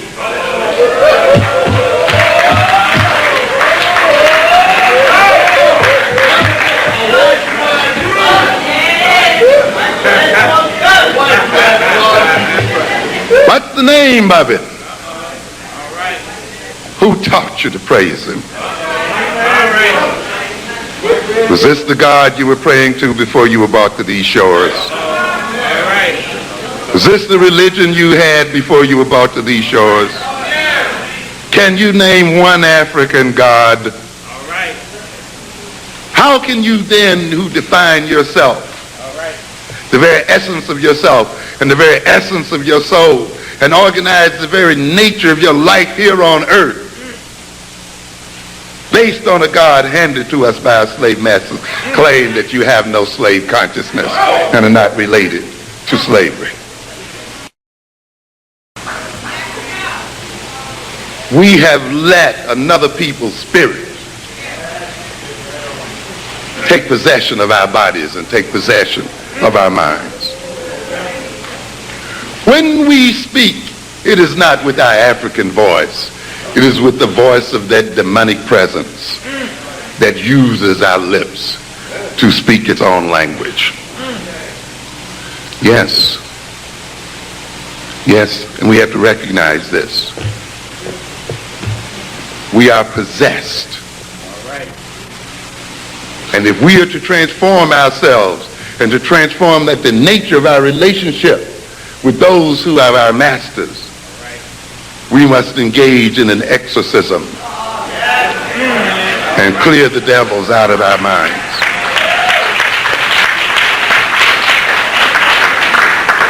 And at this time, then, it'll pay you to read a little bit about demonic possession. And we have to be demonically possessed.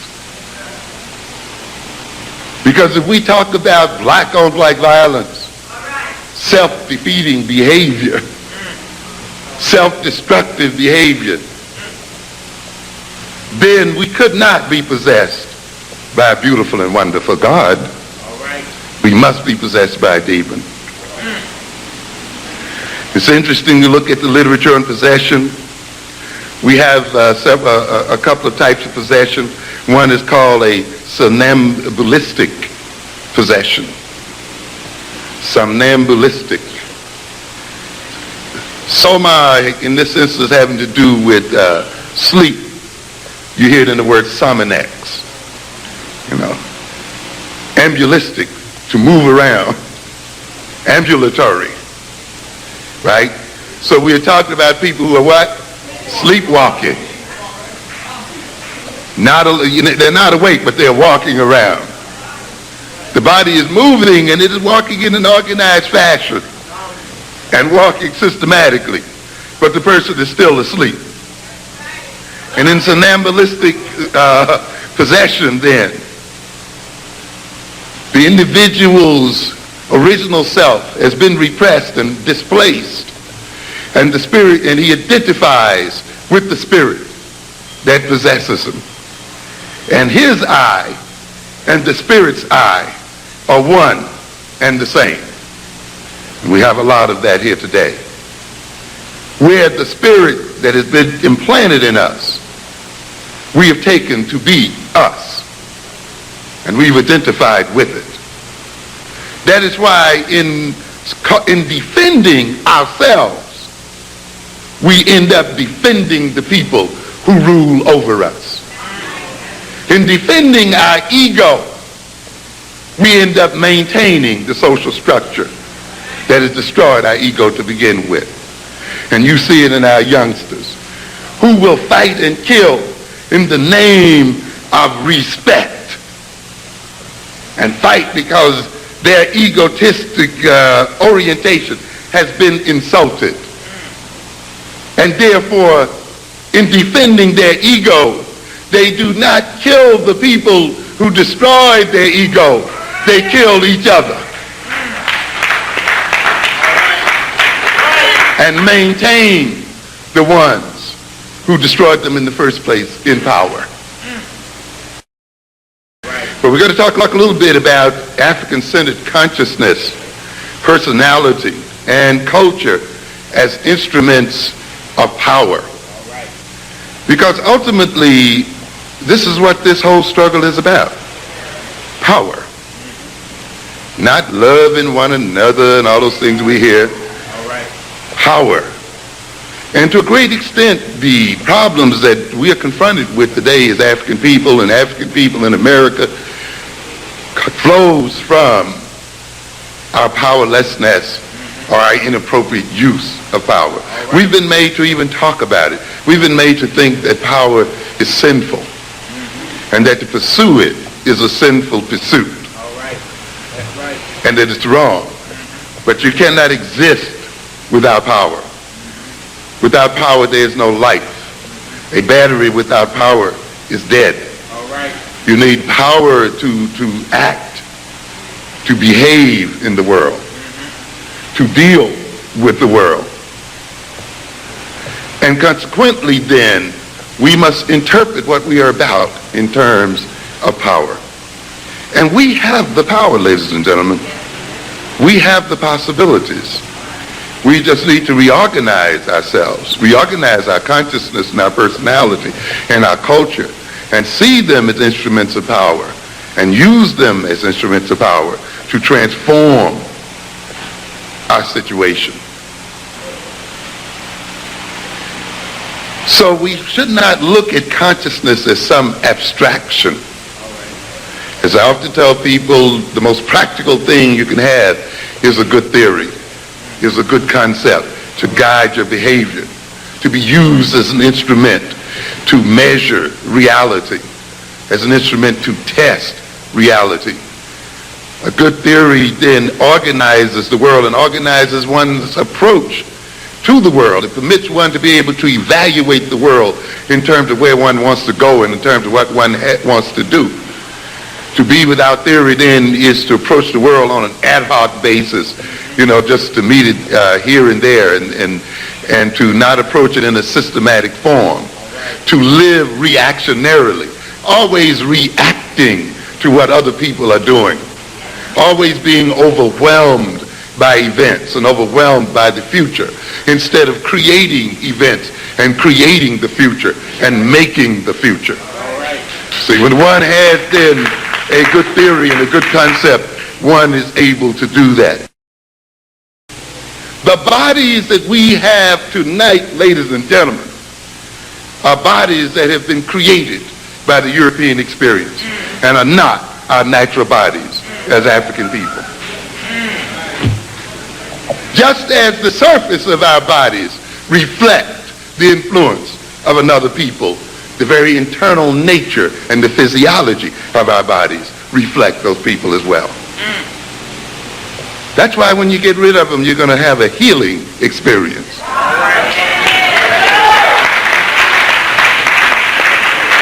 And your whole body will change. I've read some of this before, but let me read it again, I think, in this context. This is most dramatic, and the things I'm talking about are most dramatic when we study the so-called multiple personality. And let me read you a description here that was printed in the Times. And those who might be familiar with it, indulge me here, because I think it points out to something. It begins, when Timmy drinks orange juice, he has no problem. But Timmy's just one of close to a dozen personalities who alternate control over a patient with multiple personality disorder. And if those other personalities drink orange juice, the result is a case of hives. What are we saying here? We got one body, but depending on what consciousness possesses that body will react to the drinking of orange juice with or without hives. It will break out in blisters. So if it drinks orange juice when one of the other personalities is possessing it, welts and hives will break out right there. If Timmy comes back, if the new consciousness comes back and takes over that body, the hives will disappear almost on the moment. In other words, then, there's a different body for a different consciousness. It goes on to say then that medical disorders that are found to differ from one sub-personality to another. In other words, even though these so-called personalities possess the same so-called body, each personality has a different order of illnesses associated with it. Each personality is vulnerable to a particular type of ailment, one way or the other. So what are we talking about? We are saying that each consciousness, which is represented by each personality, creates its own body, creates its own physiology, and thereby creates its own vulnerability to various ailments and so forth. You see, you get people in medical school who try to teach you that disease only occurs as a result of some kind of viral syndrome, or some kind of entry into the body of some bacteria, other thing, and certainly that is a part of it, and certainly there's reality there. But the body must interact with the viruses and must interact with the disease entity. And this is what we talk about when we talk about the immune system, that health is not necessarily the absence of the disease, but the capacity of the body to resist the disease, to stand up against the disease. And so consequently then, when these bodies are taken over by different personalities, these personalities apparently change the nature of the immune system of those bodies, making them vulnerable to diseases when one personality is present and not so when another is present. Which means, ladies and gentlemen, then, that the nature of the consciousness which possesses us as persons will to a degree determine the illnesses to which we are vulnerable as a person and as people. And we talk about the white man as having power. And I want you to recognize that power ultimately has to do with a relationship between people. And that the white man's so-called power is to a great extent based upon the nature of the relationship he has with the black man. We empower him by the nature of our own behavior and attitudes as a people. He cannot be, as I said earlier, what he is unless we are what we are. I'm telling you. To a good extent, the European is our creation. All right. Yes. If we look at our behavior, we will see that to a good extent it is our behavior, our values, our consciousness, the kind of personalities we've established in ourselves, our tastes, our desires and needs that maintains the European in this position. All right. We talk about the civil rights movement and the apartheid system of the South. When blacks decided just to get out of the buses and walk, the system changed. Right. Yeah. When they just stopped sitting behind the white driver, just changing that relationship, changed the nature of power in that system. When they decided then to walk side by side, when they decided to walk abreast and line themselves up, because they had not walked that way before, for the ends before, the relationship changed. When they kept their monies in their pockets, when they sat on those stools and blocked the other people from them, and changed the nature of the interaction between themselves and Europeans, the nature of the system changed. So therefore we have tremendous power. It depends upon how we align ourselves as a people and how we decide to relate to other people in the world, because they cannot have what they have unless we are who we are. And that is why we don't have to spend a great deal of time always appealing to them and analyzing them, because we can better appeal to our own sense of self and our own consciousness And we waste a lot of time trying to transform them when through transforming ourselves, they will be transformed automatically. Too many black politicians here running on poverty planks. They're going to get you welfare, they're going to get you increased Medicare, and they're going to get you increased housing, all of these beggary programs. How many of them talk about really conduiting the millions and billions of dollars that are in the new government into your hand so you don't have to talk about welfare and talk about these other things? Government is about the distribution of wealth and the allocation of wealth and resources. When you're in the government, then you are in a position to change the direction of wealth. Look at the New York City school system program. It spends over $6 billion. That can make a lot of millionaires. That feeds a lot of people. It feeds thousands of teachers and thousands of and hundreds of custodians and hundreds of support personnel. It feeds construction companies. It feeds food companies. It feeds chalk companies, pencil companies. All of these people are fed out of the control of that $6 billion budget. That's why the Jews and other people are going to hang on to that board even though their children are not in these schools. Now we must understand then that you not only want to get control of the Board of Education merely because it is about the education of your children, but because it represents a tremendous sum of money, which if conduited into the black community, we wouldn't have to have poverty pimps running for office the way we do today. And that's what government is about. Even more important than the mayor's role is the controller's role, who is concerned with the investment of city wealth. Harrison Golden in New York City sits on some $30 billion of wealth. He can make a bank rich overnight by merely depositing that money or parts of those monies right into a bank like Freedom National or some other bank. The funds you pay for your retirement are not just stacked up in some vault somewhere. Those funds are used and invested by banks. They're invested by your union so that they may grow in interest so that you will be paid in your retirement. They're invested in housing, they're invested in factories, they're invested in all types of vehicles. So then if you got a controller who is investing retirement funds and other things, if those investments were made in the black community, you would see a vastly different community than what you see today.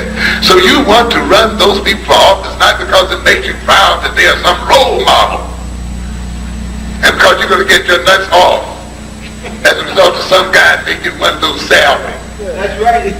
And this is what we do as people. You're getting them in office so they will redistribute that wealth. Why do you think people spend $2 or $3 million or $4 or $5 million to get a man to get in a job that's maybe pay him $40,000 or $50,000, ladies and gentlemen? The business of America is what? Business. That's what it's all about.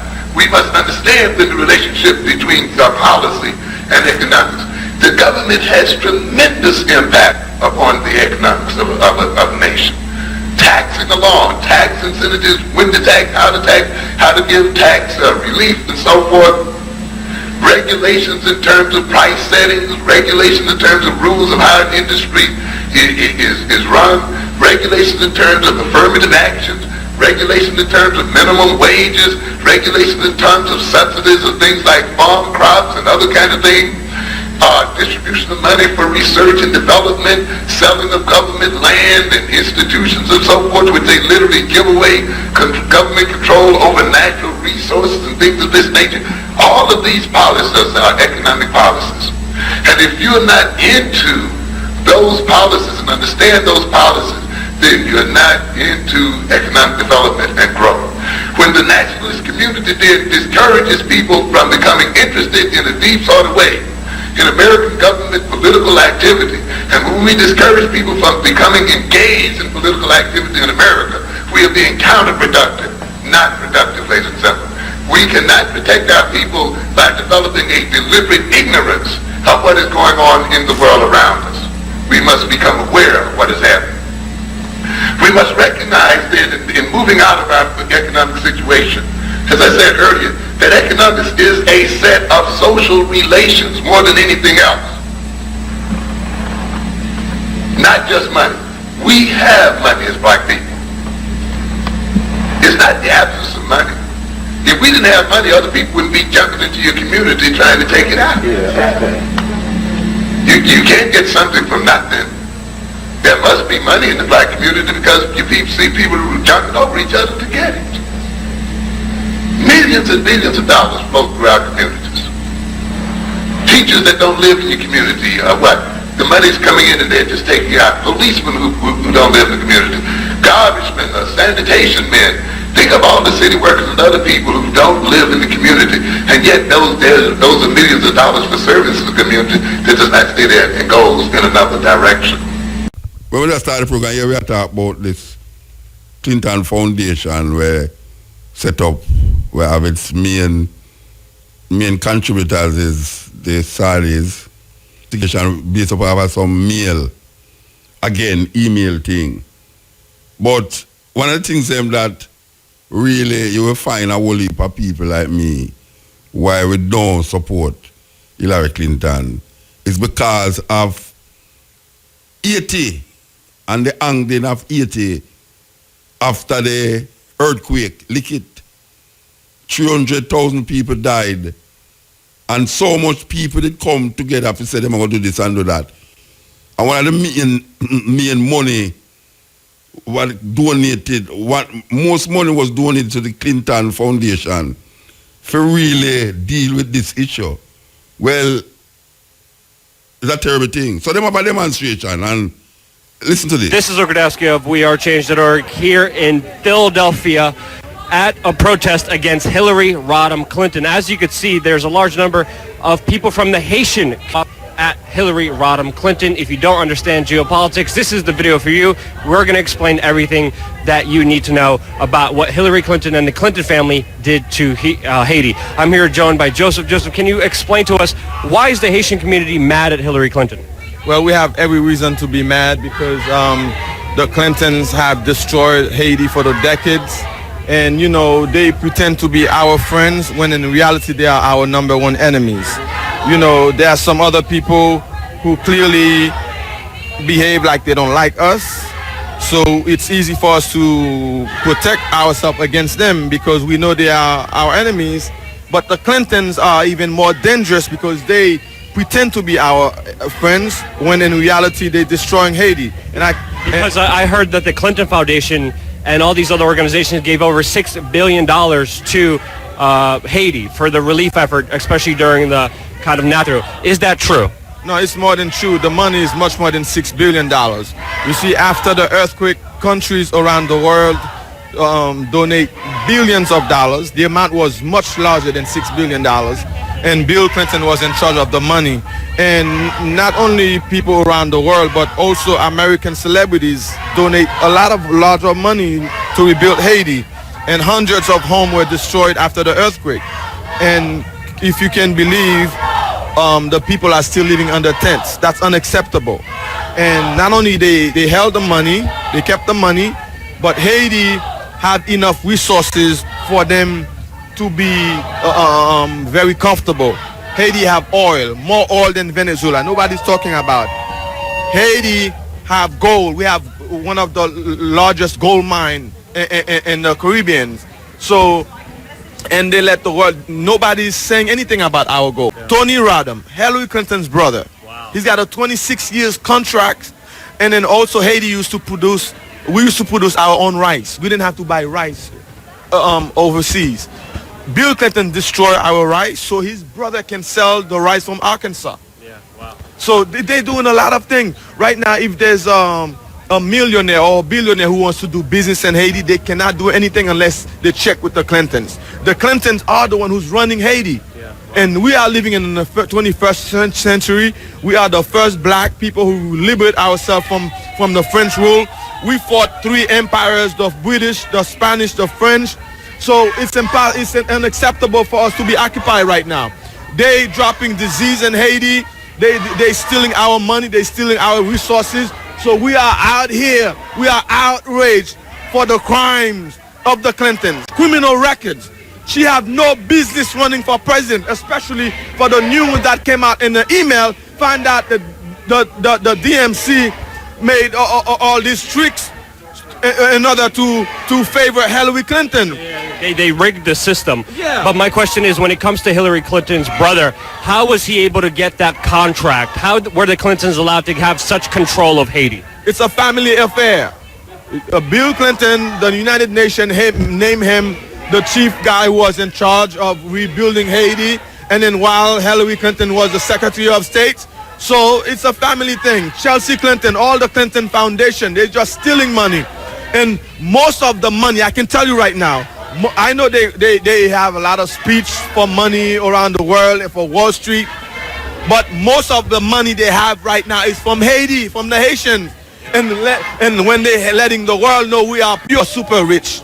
And then I would go and tell the whole world that you are poor for years, for decades, and then everybody believes you're poor. And then I would come out and steal your money. And then you go and let everybody know I stole your money. They're going to think you crazy. Because everybody knows, the world knows Haiti is the poorest country when we are not. We are rich. Haiti used to call the island of Pearl. Haiti is still rich. So there are Haitian lawyers, Haitian doctors everywhere they are millionaires who wants to go and spend their money in Haiti. But the United States government, not only they stealing our resources, our money, they create kidnapping. Now we are even afraid to go to Haiti. You cannot walk in the streets in Haiti. And then what the Clintons, they own the hotel, they go everywhere, they do whatever they want. This is unacceptable. I myself, I'm ready to die. I want the whole world to know who the Clintons are. This have to stop. This have to stop. It's time for us to stand up. Amazing information. Where can people find out more about the resources of how the Clintons ultimately now control Haiti? Is there a website? Is there any other information that you want to share? There is a website. I'm not the leader of this group, but you can check with him. He'll give you all the information. Okay, and also you can go to YouTube. You're gonna see our videos. You can put you can put Haitian American Joseph Matthew, and then you're gonna see the first video would be me exposing the Clintons in front of the Trump Tower.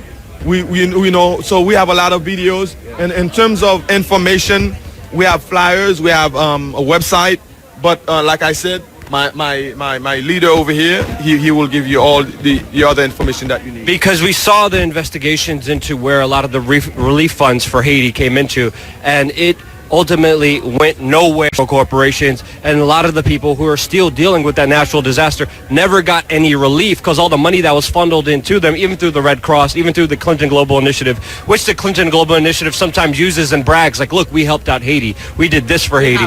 What did they do for Haiti, and what's the current situation there? What have the Clinton, not only Haiti, what have the Clinton done with their foundation? They don't have anyone. They're just enriching themselves. Going, stealing people's money, resources, that's what they do. We're asking friends, the American friends, to stand up with us. This is unacceptable. We cannot allow this to happen. We are living in the 21st century. We cannot allow a liar, a crooked, a thief to be president. We cannot allow that to happen. If that happened, I will have no respect for America or United States anymore. Because I used to believe America was the greatest country in the world, but there is no more justice anymore. Because look how they're supporting Hillary Clinton. This is unacceptable. Thank you so much for the information. Thank you so much for the passion. A lot of people in America do not know this. Is there any other information you want to leave us with when it comes to the Clintons, when it comes to the situation in Haiti right now? Well, other information I can tell you, you need to go and Google yourself to find out about our resources, you know, what's really happening in Haiti. And right now, even though there's a lot of poverty in Haiti, but there's two sides in Haiti. There is a bourgeois who's living in Haiti. Haiti is not all poor. Haiti, there's a lot of Haitians, they don't even come here. They go to Europe. They go to Italy on vacation. They go to France. They're the one who's holding the wealth of Haiti, and then they're the one that the Clintons are supporting, because as long they let the peasant Haitian suffering, they are under the tents, and they're okay. As long the bourgeois are okay, that's why they separate the money, the relief. All this corruption needs to be stopped. There's too much corruption in the government. Too much corruption. So all my life, I believe America is a country where you have justice, you have freedom of speech, freedom of assembly, freedom of religion, but I don't see it anymore. So we have too much resources for us to be suffering right now. Yep. You're definitely right about that, Joseph. Thank you so much. Your link will be in the description below of this video. Again, look what Hillary Clinton did to Haiti. Imagine what she's going to do to this country when she's president. Subscribe. We're going to have a lot more information coming here your way on youtube.com/wearechange. One last thing. One last thing. You see, the Clintons, they don't like black people. They pretend to like us. Bill Clinton signed more laws to incarcerate, to put black people in jail. That's a fact. It's been in the news. All the Democrats are doing for the blacks. The blacks, some of them are waking up right now. All they're doing is more welfares, more jails, more food stamps. We need more than that. We need opportunities. All of us, many of us are educated. We need more schools. And then a lot of black people are in jail right now because of Bill Clinton. You know, all the crime bills, NAFTA, everything. So we are not allowed to. Right now, we don't even have a president. If we choose a president, they don't want. The Clintons want to be the one who choose a president for us. That's unacceptable. We don't even have a president. We cannot have we don't have an election right now because of the Clintons. This needs to be stopped because they chose the one we had before was Michel Martelly. He was a crackhead, a guy who's putting down his pen, doing all corruption. He is the one that the Clintons support. And then on his administration, the Clinton was allowed to steal billions of dollars in Haiti. Want us to choose a president of our own. We need to govern our own country. We need to be able to trade with other countries because we have gold, we have uranium, we have oil, we have marble, we have everything. So it's time for us, just leave us alone. Stop saying we are poor. We don't even need help from the United States. Yeah. We have enough resources to trade with China, with other countries because we are the first black Republic Haitian who free ourselves from slavery. We even fought for Americans' independence, but nobody wants to give us credit for what we have done. So I'm sick and tired of it, and all the Haitians are sick and tired of it. So I thank you for hearing our cry because we need more American to support us to expose what the Clintons are doing to our country. Yes, that was a little news clip. You know, a lot of these news clips can be found, you know. And it's not theory neither, you know, it's not conspiracy theories. A real thing we are talking about. Because we can go to other places and find the same argument to really validate the first one. So we don't really play things where a one of it you can find with no validation, and the next one come from the same one where you don't really want to play. Understand? So a serious thing, 80. If I find out exactly what this thing is all about, look for 80. And you will see, look for 80. So we're going to Brazil, you know. We're going to Brazil. Here.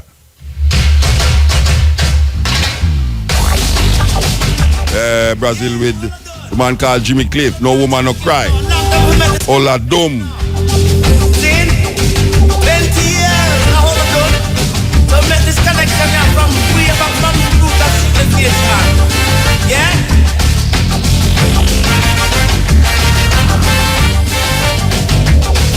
Brazil style.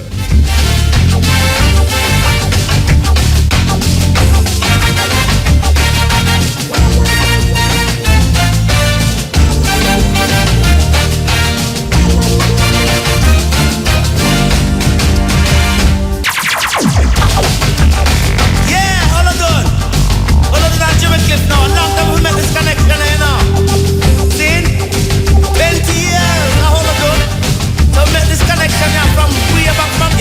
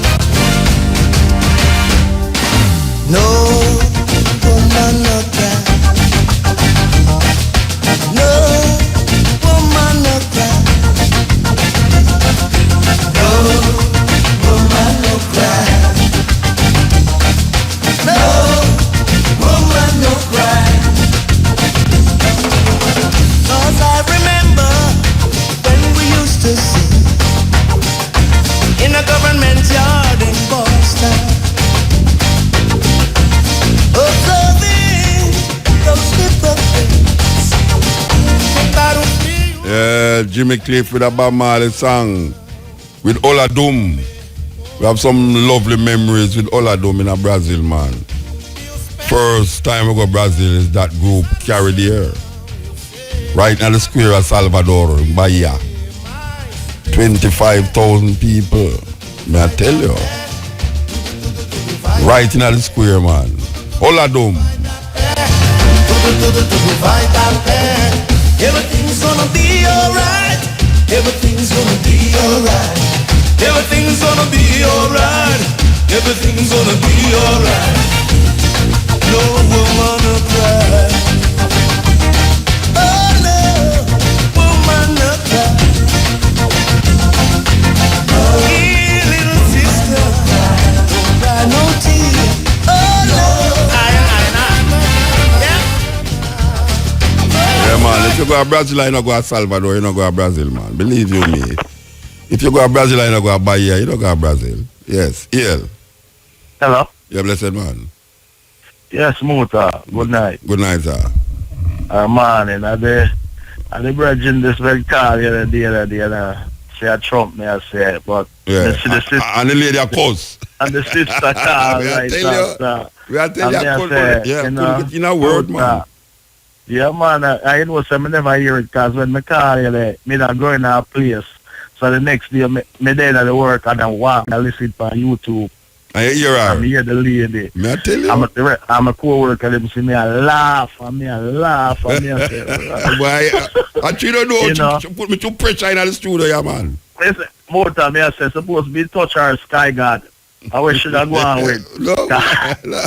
No, you know. Supposed to that sky You have god some to touch. people, watch out, you have some people believe in a politician more than all them believe in a God, you know.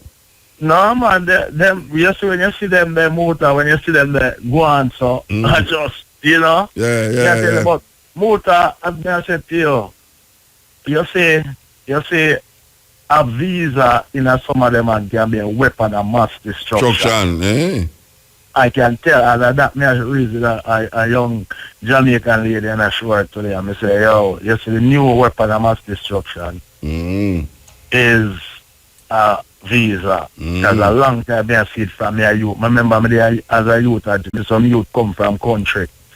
And we have a little opener we're playing as little boy. Little before we even teenager. Yeah. And some man used to teach them things right at the opener and police come over there and dig it up, and as the police them gone, we as the youth them from town come back over. And youth them from country say, you know, I'm not come back. Then youth them get a visa and come and fire. You know, the next time youth them come back and the yard I tell me say, oh them a thief bicycle, oh them a, you know? Yeah, man, me I tell you about man, but you know, me say, I really have to touch base with you tonight to make you know, say, you know, hear it. the sister, yeah, you know. That's why me ask her if I PNP or JLP, because I'm going to PNP supposed to go on them way. I never know the people are Jamaican people are going so over a politician in America. I can't believe I it. tell you, but, man. know, it's so them, the whole of them, it's a lot of them you see are going them way they are saying, a lot of them, you know. You see them political signs on them, you know, but these are students of Ben Buchanan and can watch them video there and Dr. Umar and them things there, you know. John Henry Clark and all them man, Walter Rodney, you know what I mean? Of course. Them man, them I introduce all the youth them to their own me, you know, because me have some young youth where their own way, you know, I try introduce them to them thing there. But I have to big up my brother, the man who introduced me to your same way. Fireball out of East there. I have to big up our poster brethren there. And the second father story. You know what them man they bring me. And keep on keeping on. And next thing when I forgot to say to you, you see your brethren there, man digging up, me always like him inside, man. I'm going on a whole lot, and of course, me can see it so long. All right, man. Me not going to keep you away too long. All right. Blessed, man. Blessed. Yes, me I tell you.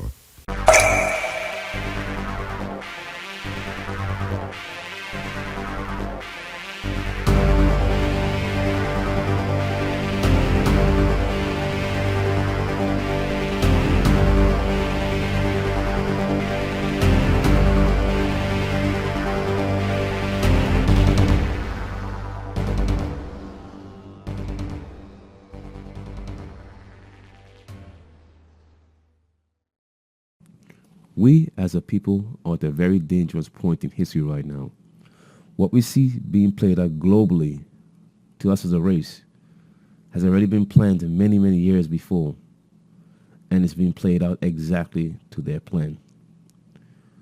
Dr. Amos Wilson, even though he's gone, his words still ring true to this day. In this video, he's going to break it down so you have a clear understanding. I talk in Black on Black Violence about the structuration of crime.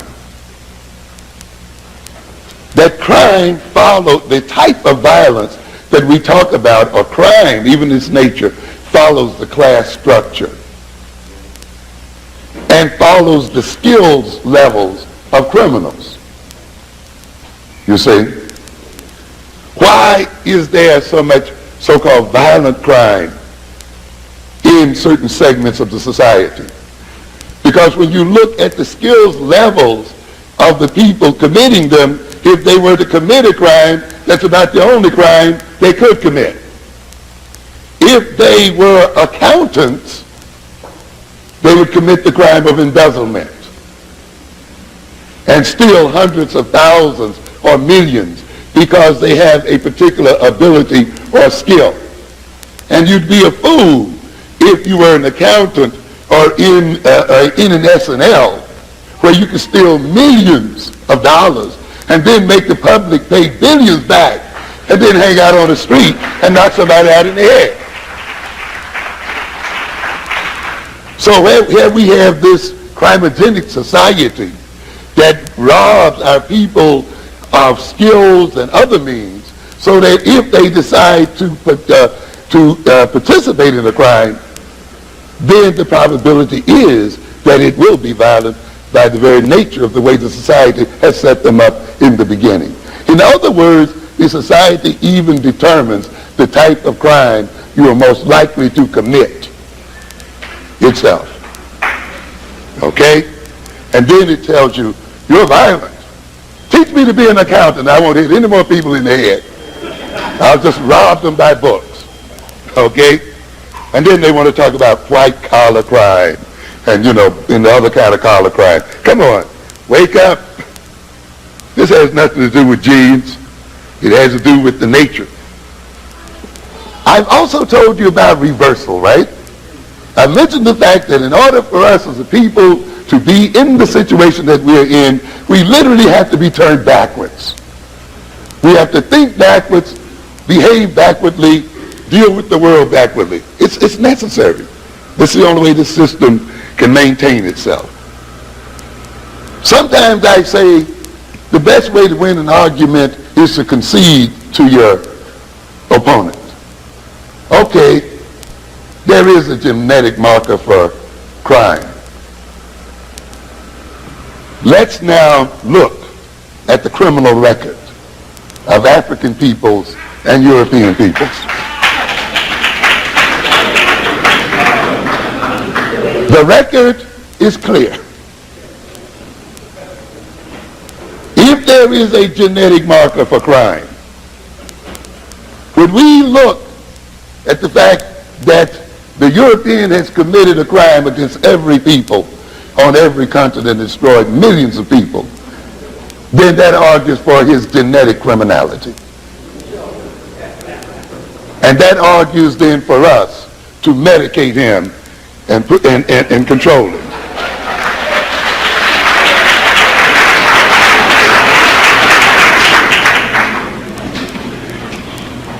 You know, the other thing I'm surprised at is we keep being surprised. We keep thinking that this is some new initiative. I mean, the violence initiative began with our enslavement and continues today. We already have bought the violence initiative, ladies and gentlemen. It is already operating. We bought it when we bought learning disabilities, when we bought the concept of hyperactivity, when we bought the concept of impulsivity, when we bought the concept of special education. You're already in it.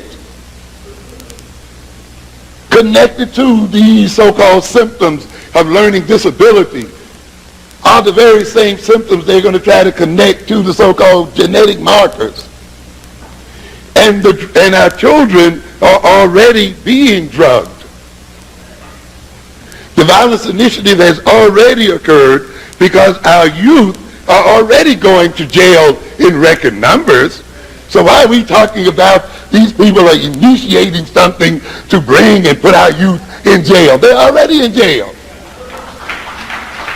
Those that are not already in jail are in juvenile detention, are under the aegis of the BCWs. You heard it tonight. In the special education program, already being drugged, already being therapized, already having their minds distorted in various ways. And the worst violence initiative program is the public educational system itself. So this so-called initiative that you're talking about tonight is a mopping up operation. That's all it is. If you're telling me in Washington, D.C. and other places, black youth and black people, 75% are in some form of contact with the criminal justice system already, some 60% in any given day in Baltimore and other areas already in contact with the criminal justice system, well then what will this new initiative do? Just make it what? 100%. We should have already been what? Upset. Why are we kicking and screaming now? We should have been screaming already. This initiative is an old trick in psychiatry and psychology. It's a trick that we call the medicalization of social problems. That is to define a social and political problem as a medical problem, and to put psychiatrists who are doctors, physicians with MDs in control of the definition of these problems, even though they are an arm of the state, as are social workers, as are psychologists, as are all of the other helping professionals, but members of the state and arms of the state. But we are so willing to submit to their authority such that when they define social and political behavior and behavior which has social and political causes in medical terms, even the oppressed and the victimized consent to their mistreatment.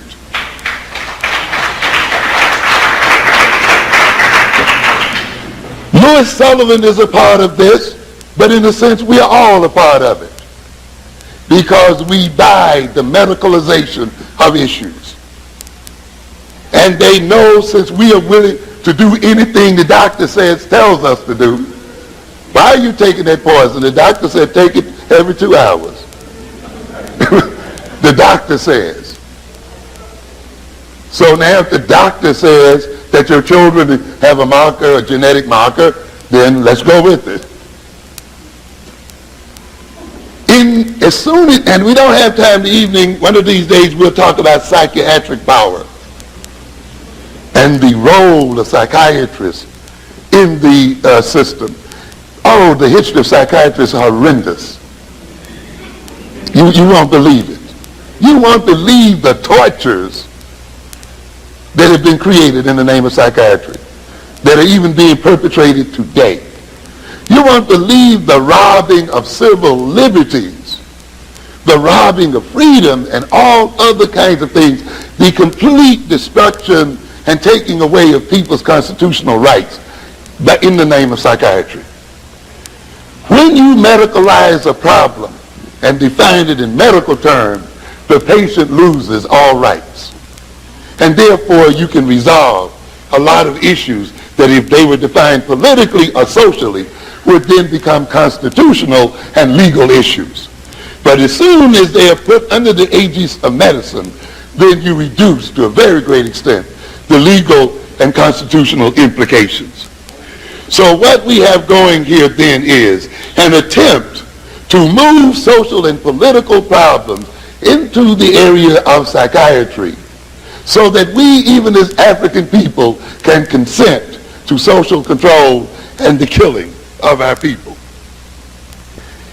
It is the first time that behavior therapy, remember we're talking about a basic social thing here, even though there's some other adjuncts to it, a method that changes the way people think, and I'm emphasizing think, about uncomfortable thoughts or feelings, the way they deal with uncomfortable thoughts and feelings. This therapy particularly relating to obsessive compulsive behavior, where people are exhibiting certain attitudes toward compelling thoughts and behaviors.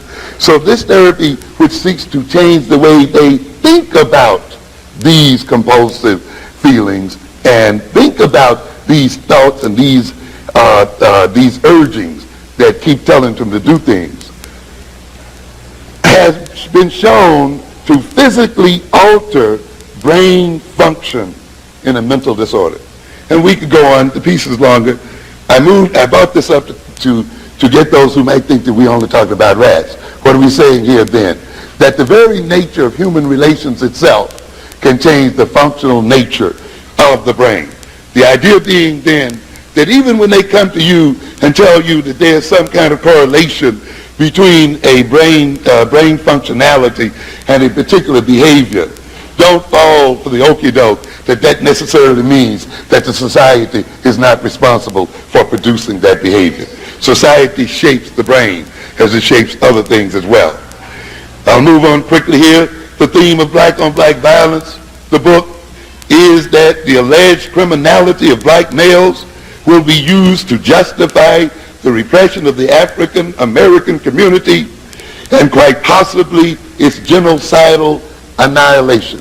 In other words, the running theme of the book, Black-on-Black Violence, is this: that the alleged criminality of African males will be used as a major rationale, so that when this society decides that it will annihilate this community, the other members and nations and people in the world will buy it because they have been convinced that we are innately criminal. And what I'm trying to get across in there then is how this propaganda is developed. This is why, despite what you say from a logical point of view, despite the fact you may say this is not the majority of our youth who are in jail, the vast majority of our youth are not engaged in violent behavior. The majority of people on welfare are not black people.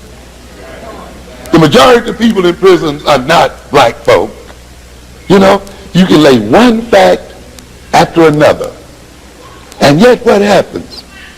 The people still insist in seeing it as a black problem, don't they? When you lay evidence and facts before a people, even evidence and fact that they themselves have collected, and they still insist in seeing you in a particular way, then you must recognize that they are seeing you in that way because it is important to their own psychological state of being and because it serves their own interest. Yes. And you must ask the question then, why are they obsessed about projecting this kind of image?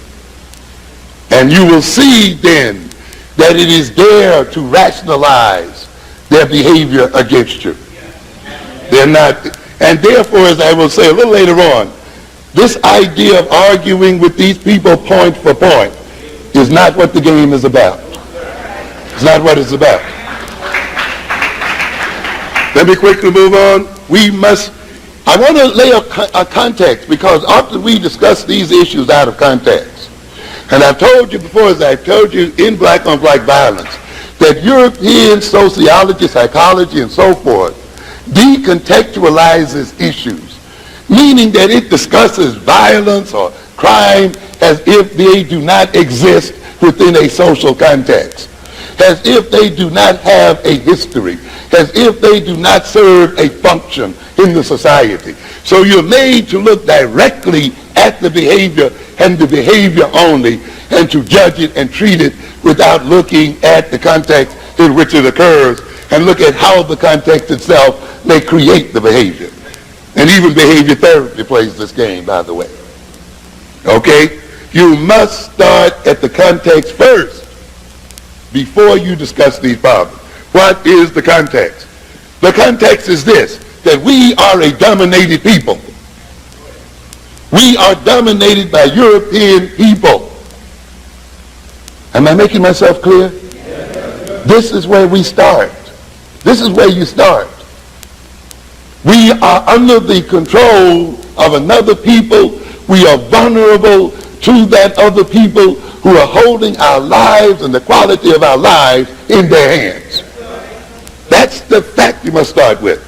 The second fact is, domination is a social problem. Am I clear here?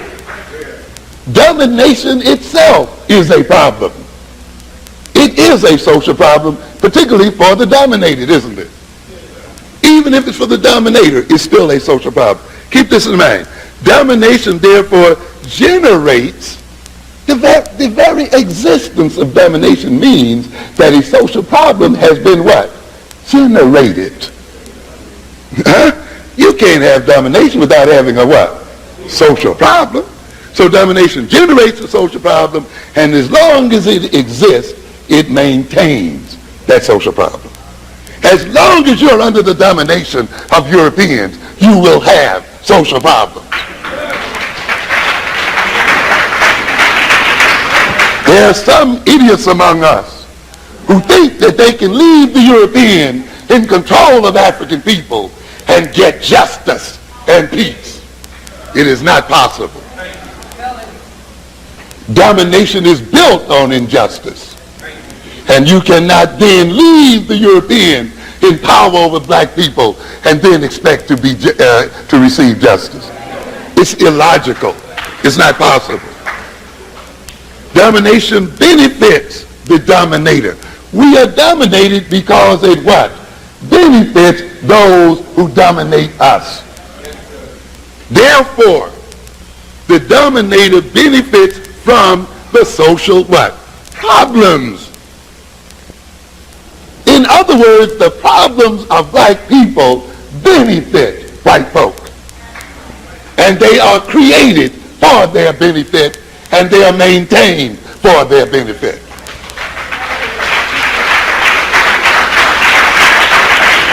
And therefore, those who dominate us have an investment, monetarily and every other way, in perpetuating the symptoms of maladjustment in us as a people, and they engage in interactions that reinforce those problems.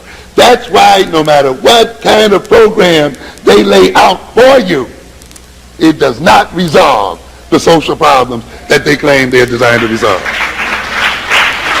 And I'll be through in just for a second or two here. The problems of the dominated provide evidence which justifies their domination and supports their own domination.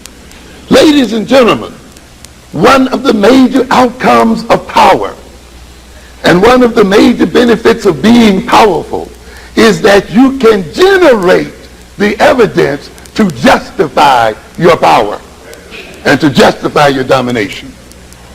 Why, when I go to prison, I see that 56% of you are in this prison. Therefore, we are justified in controlling you.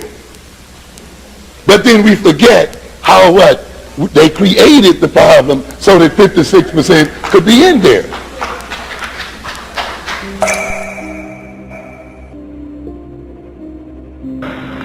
If I die in Atlanta, my work will only just then begin. For I shall live in the physical or the spiritual to see the day of Africa's glory.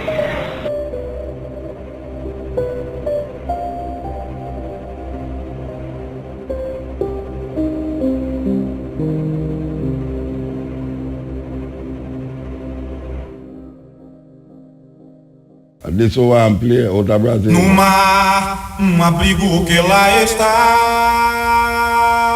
no céu.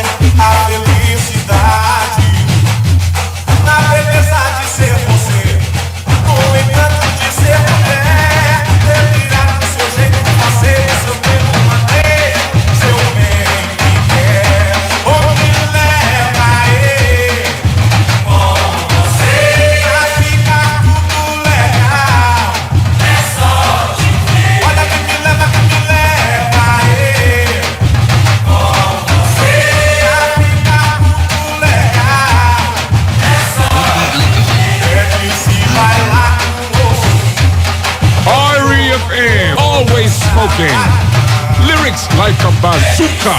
You are listening to Muta Baruka.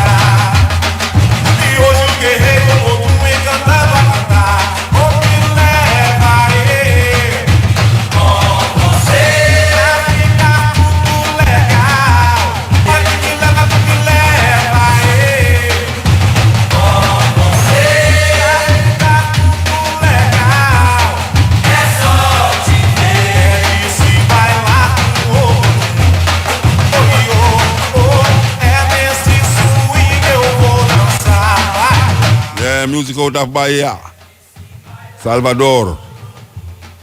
Music from Brazil.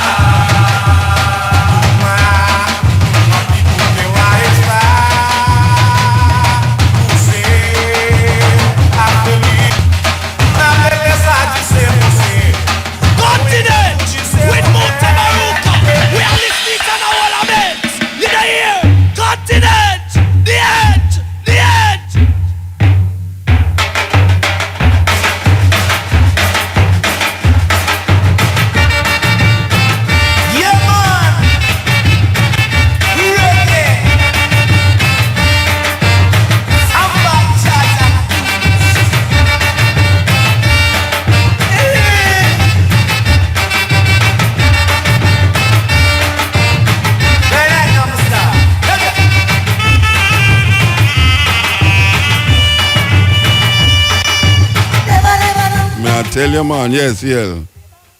Yes, Muta.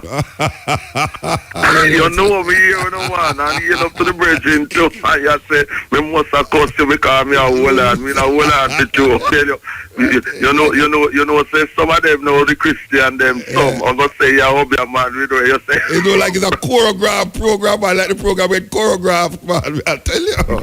I tell you for real, you know. Right. Yes, man. Some of our people really get caught up in this. PNP, GLP politics at state, some for Trump and some for Hillary, for real. You didn't hear the woman, you never hear the woman? What we are talking No, but I know of such people, both males and females, they would kill you for politicians who don't mean them no good, who are racist. But listen, nice that you play that document, about Hillary Clinton, because there's a book that I'm reading right now called Clinton Cash. Oh yes. You know, say Peter Schweitzer. I see them interview the art upon TV today, no. Well, I'm reading this book right now, and there's a documentary made about the book too. But right now I have the book in my hand, which I'm reading, and it shows in the book on page 122 how the Clinton Foundation got $100 million from a rip-off Swedish mining investor named Lucas Lundin, so that him could get lucrative mining deals in Congo, where our people are being murdered and raped. Yes. The book also show in Nigeria. Yeah, I know about that one. It's the one of them that I mentioned today, where the mail. I think the mail revealed that, the one about the brother from Nigeria. Yes, well, let me just touch this quickly. Page 138.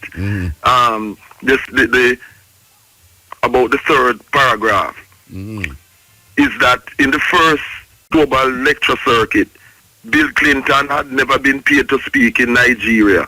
But once Hillary was appointed Secretary of State, he booked 2 of his top 3 high-speed speeches ever by traveling to Nigeria and being paid $700,000 each. This is from Nigeria. And in return, this is the kind of corruption that goes on, you see?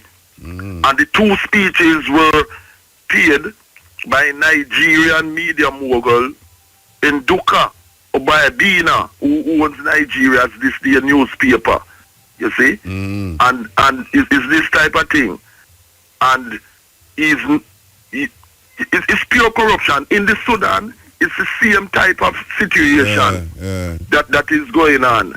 You see? Is that also in Haiti that you played to? Is how her brother was elected to be part of some company that got some lucrative gold-seeking thing in Haiti. Yeah, that the brother has upon the tape. Exactly. But I would advise people to get this excellent book. It shows what they do in Africa, India, and the rest of the world. Well, I mean, I watch the TV today, I see the book, you know, I mean, I say, wait. That book, that's so interesting, and I interview the man.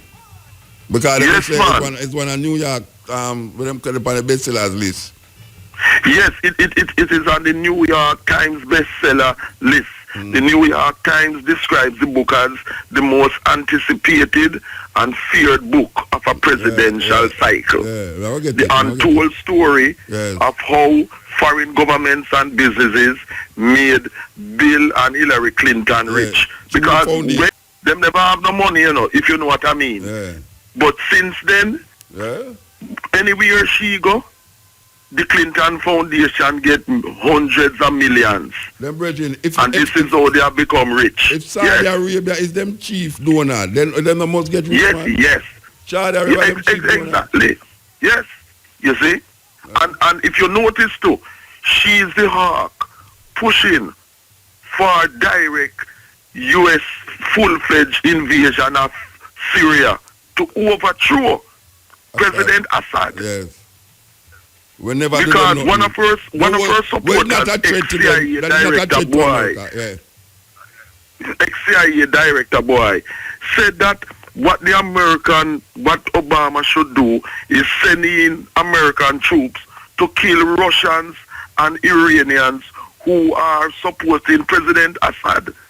This is the type of thing, you know, because the reason why they want to get rid of Assad is that Assad is one of the main dangers to the Zionist state of Israel. And because Assad is in alliance with the Iranians who are, you know, and they conveniently leave out the fact that these Muslim Daesh fundamentalists are killing not just Muslims, but also people who are Christians, people like the Yazidis with their own religion. Once you don't adhere to their so-called brand of Islam, they kill, rape, torture, and mutilate you. And these are the kind of people that Hillary Clinton and other war hawks are backing and saying that Assad is bad. I don't know if they hear this now, but people might say it's a conspiracy theory, but it is not. The attempted coup in Turkey, the Prime Minister said, him calling Erdogan. The clerk was sit down in take refuge in America there. Them a call for him extradition. For come down there for stand charges. And now there's a strain between America and Turkey now because of this man. And them go find out, say no, this man was a donator to the Clinton Foundation. And not only a donator, but now they must say, America, with this man here, is responsible for the failed coup which take place the other day in Turkey. Well, let me tell you something. It's not a conspiracy theory. It's a conspiracy fact. Yeah. Because you have some things that are just theory. It is a fact. Yes. Erdogan and his people have found out that the Americans were involved with this thing because they wanted to get rid of him because they didn't like how he's dealing with things. So this is why you notice he's repairing relations with Putin in Russia, visited there and that type of thing. It's that them always do, you know. Anytime you see a man who is pro-American and them start to ease him out because him not look like him a tread the water with them. Them make the man them not go doing find, as he's told. Not doing as he's yeah, told. them make the man them go find somebody else to deal with, and they hear to the man them as some dictator and terrorist. Because the man is pro-American, you know. He's pro-American, you know. Yes, totally. Very pro-American, yeah. But now, them are lead him for go deal with now till him start to now say, Russia now say, Putin now say, all right, you know, we're going to forgive you for the plane where they shot down. Because the Turkey. Yes, man. Yes, man. So yes, yes. Say, I'm going to forgive you for that. Now, we could start a new life now together. And X out America out of the thing. Because they must say, them want the cleric to come back to America, to Turkey to stand trial. Turkey to face trial. Yeah, yes. but them not give him up because him is a donor to the Clinton Foundation. He's their donor, and him doing what the Americans, the Clintons, want him to do. Yes. So they're not giving him up. It's a serious thing I go on, brethren. I tell you the thing. Things are not what they appear to be. They're not giving him up. It is a conspiracy fact. Yes. Not a conspiracy theory. It's a conspiracy fact. That is what is happening. And anywhere in the world that the Americans and the British can rule and control you, they try to get rid of you. And that is why they're still trying to get rid of President Mugabe in Zimbabwe. Then them not get the DNC 3 weeks ago. The brother who them shot 3 weeks ago in a right name there, Washington there, when he was a DNC front man. Them says it's robbery. I know robbery because them never take nothing from him. And them investigated. And he was the man where they give away the email them. The Clinton email. I don't know what the man name. There's this youth man, it's a young man. Him did that feed kind of get he was leaking the emails then. And 3 weeks ago, him get shot. 5 bullets. And them say it's robbery. And them come realize about it. Nobody no rob, nobody no take away nothing. Them not take away nothing from him. It's a murder. The guy in a... It is assassination, murder. The guy in a WikiLeaks. I sang the WikiLeaks, brother. Him come out and say it's a murder. What he knows. Yeah. Because that is why a song who is in... You know, refuge here Ecuador, in an embassy. Ecuador and thing. Ecuador, you know, in London, because, you know, they will want to kill him, just like Snowden in Russia was had to take refuge there. Yeah. And you notice 2 of the families of the 4 Americans who were killed in Libya are suing Hillary Clinton because of the email she made using her personal thing that led to the deaths of their relatives in Benghazi. Yeah, that big pan CNN, that big pan CNN there. Okay, big pan CNN. I remember how she rejoiced so Gaddafi was killed, you know. Yeah, you can't she's a bloodthirsty warmonger. Anyway, and it looked like Shago win. That is what she is. And it looked like Shago win. Well, not necessarily, you know. No, not necessarily. I said look like. I don't know, watch out. I don't say Shago with it, I said look like. So it was like, I now put my head on the stone. You're how I see it. You see the way how it going, any one of the 2 of them can win. Yeah. The way it is going. Despite the fact that publicly Trump do some stupid things. We're talking strictly now in terms of political things that he says and that type of thing.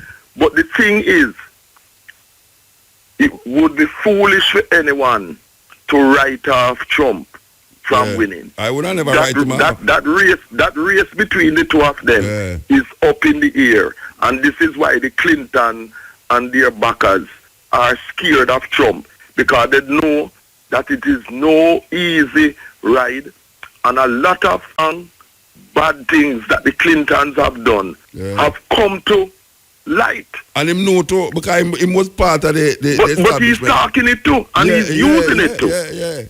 A whole heap of things we must say now, they might come realize about wait.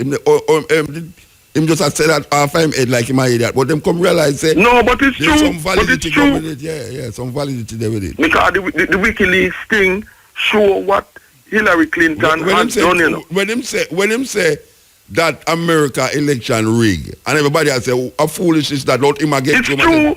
Then them come prove that now the WikiLeaks man them come show him say a true him attack. Exactly.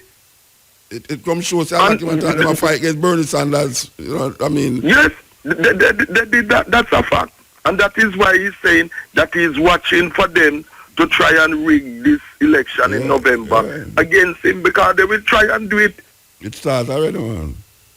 So when they're talking about other countries with corrupt elections and trying to hold themselves up as models of things, you remember some years ago when Bush was not elected but he was selected by judges. Yes.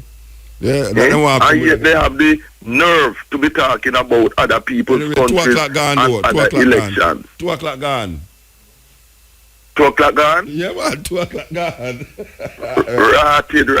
Anyhow, keep on the good work. Yeah, man, we are going through. Yeah, blessed, yeah?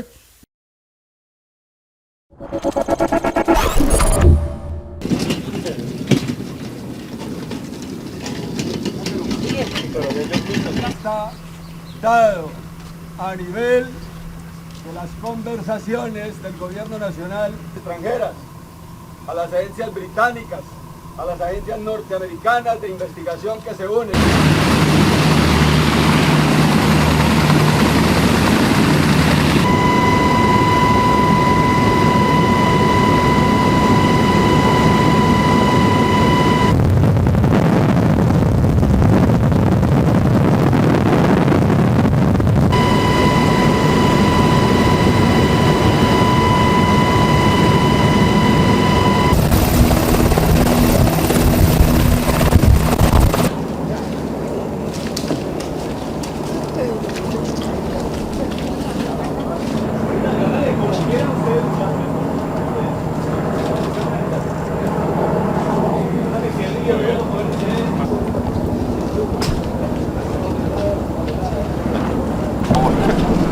Ahí está.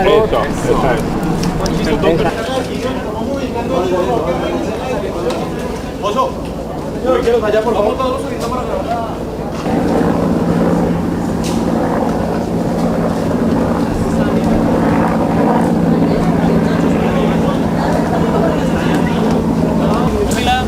No, hermano, nos fue de la noche, vamos. Ya salimos. Vamos saliendo. Cierre acá. Vamos a llegar ahí.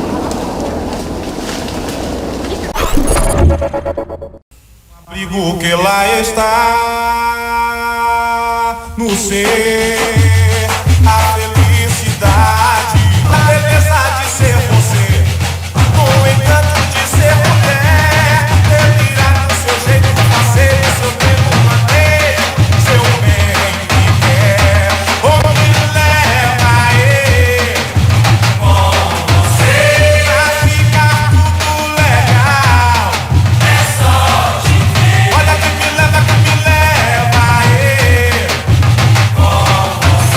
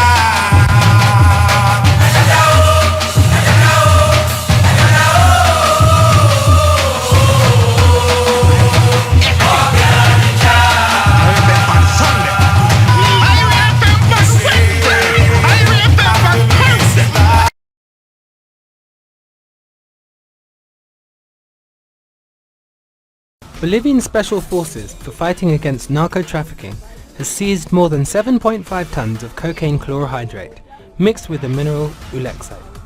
The bust was valued at more than $350 million and according to the authorities was destined for the United States. Minister of Government Carlos Romero called it a major blow to drug trafficking and the most important operation since the narco plane operation in 1994. Shit, Lord. That was my son they killed. And I'm supposed to suck it up and move along knowing I did nothing to protect him from this? They not gonna blame me. They gonna blame the streets. They gonna blame the gangs. They gonna blame the guns. They gonna blame the drugs. But nah, I blame myself. I wasn't there for him when he needed me most. He was just going to the store to get some tissue for his mother. And now, she's gonna need that tissue more than ever to wipe away her tears. Land of the lost. I'm talking land of the lost. We a soldier just trying to become a boss. But the wrong move can get your ass off, nigga. Land of the lost. I'm talking land of the lost. We a soldier just trying to become a boss. But the wrong move can get your ass off, nigga. Land of the lost. Black people, this is the land of the lost. But this is not the land without a cause. We are the rebels with the cause. The black woman and the black man must unite side by side, building strong black families for a strong global Pan-African revolution. Brothers and sisters from Los Angeles, Houston, Newark, New Jersey, Philadelphia, Wilmington, Delaware, all across this country and all across the world, we must come together. This is the land of the lost, but this is not the land of the lost cause.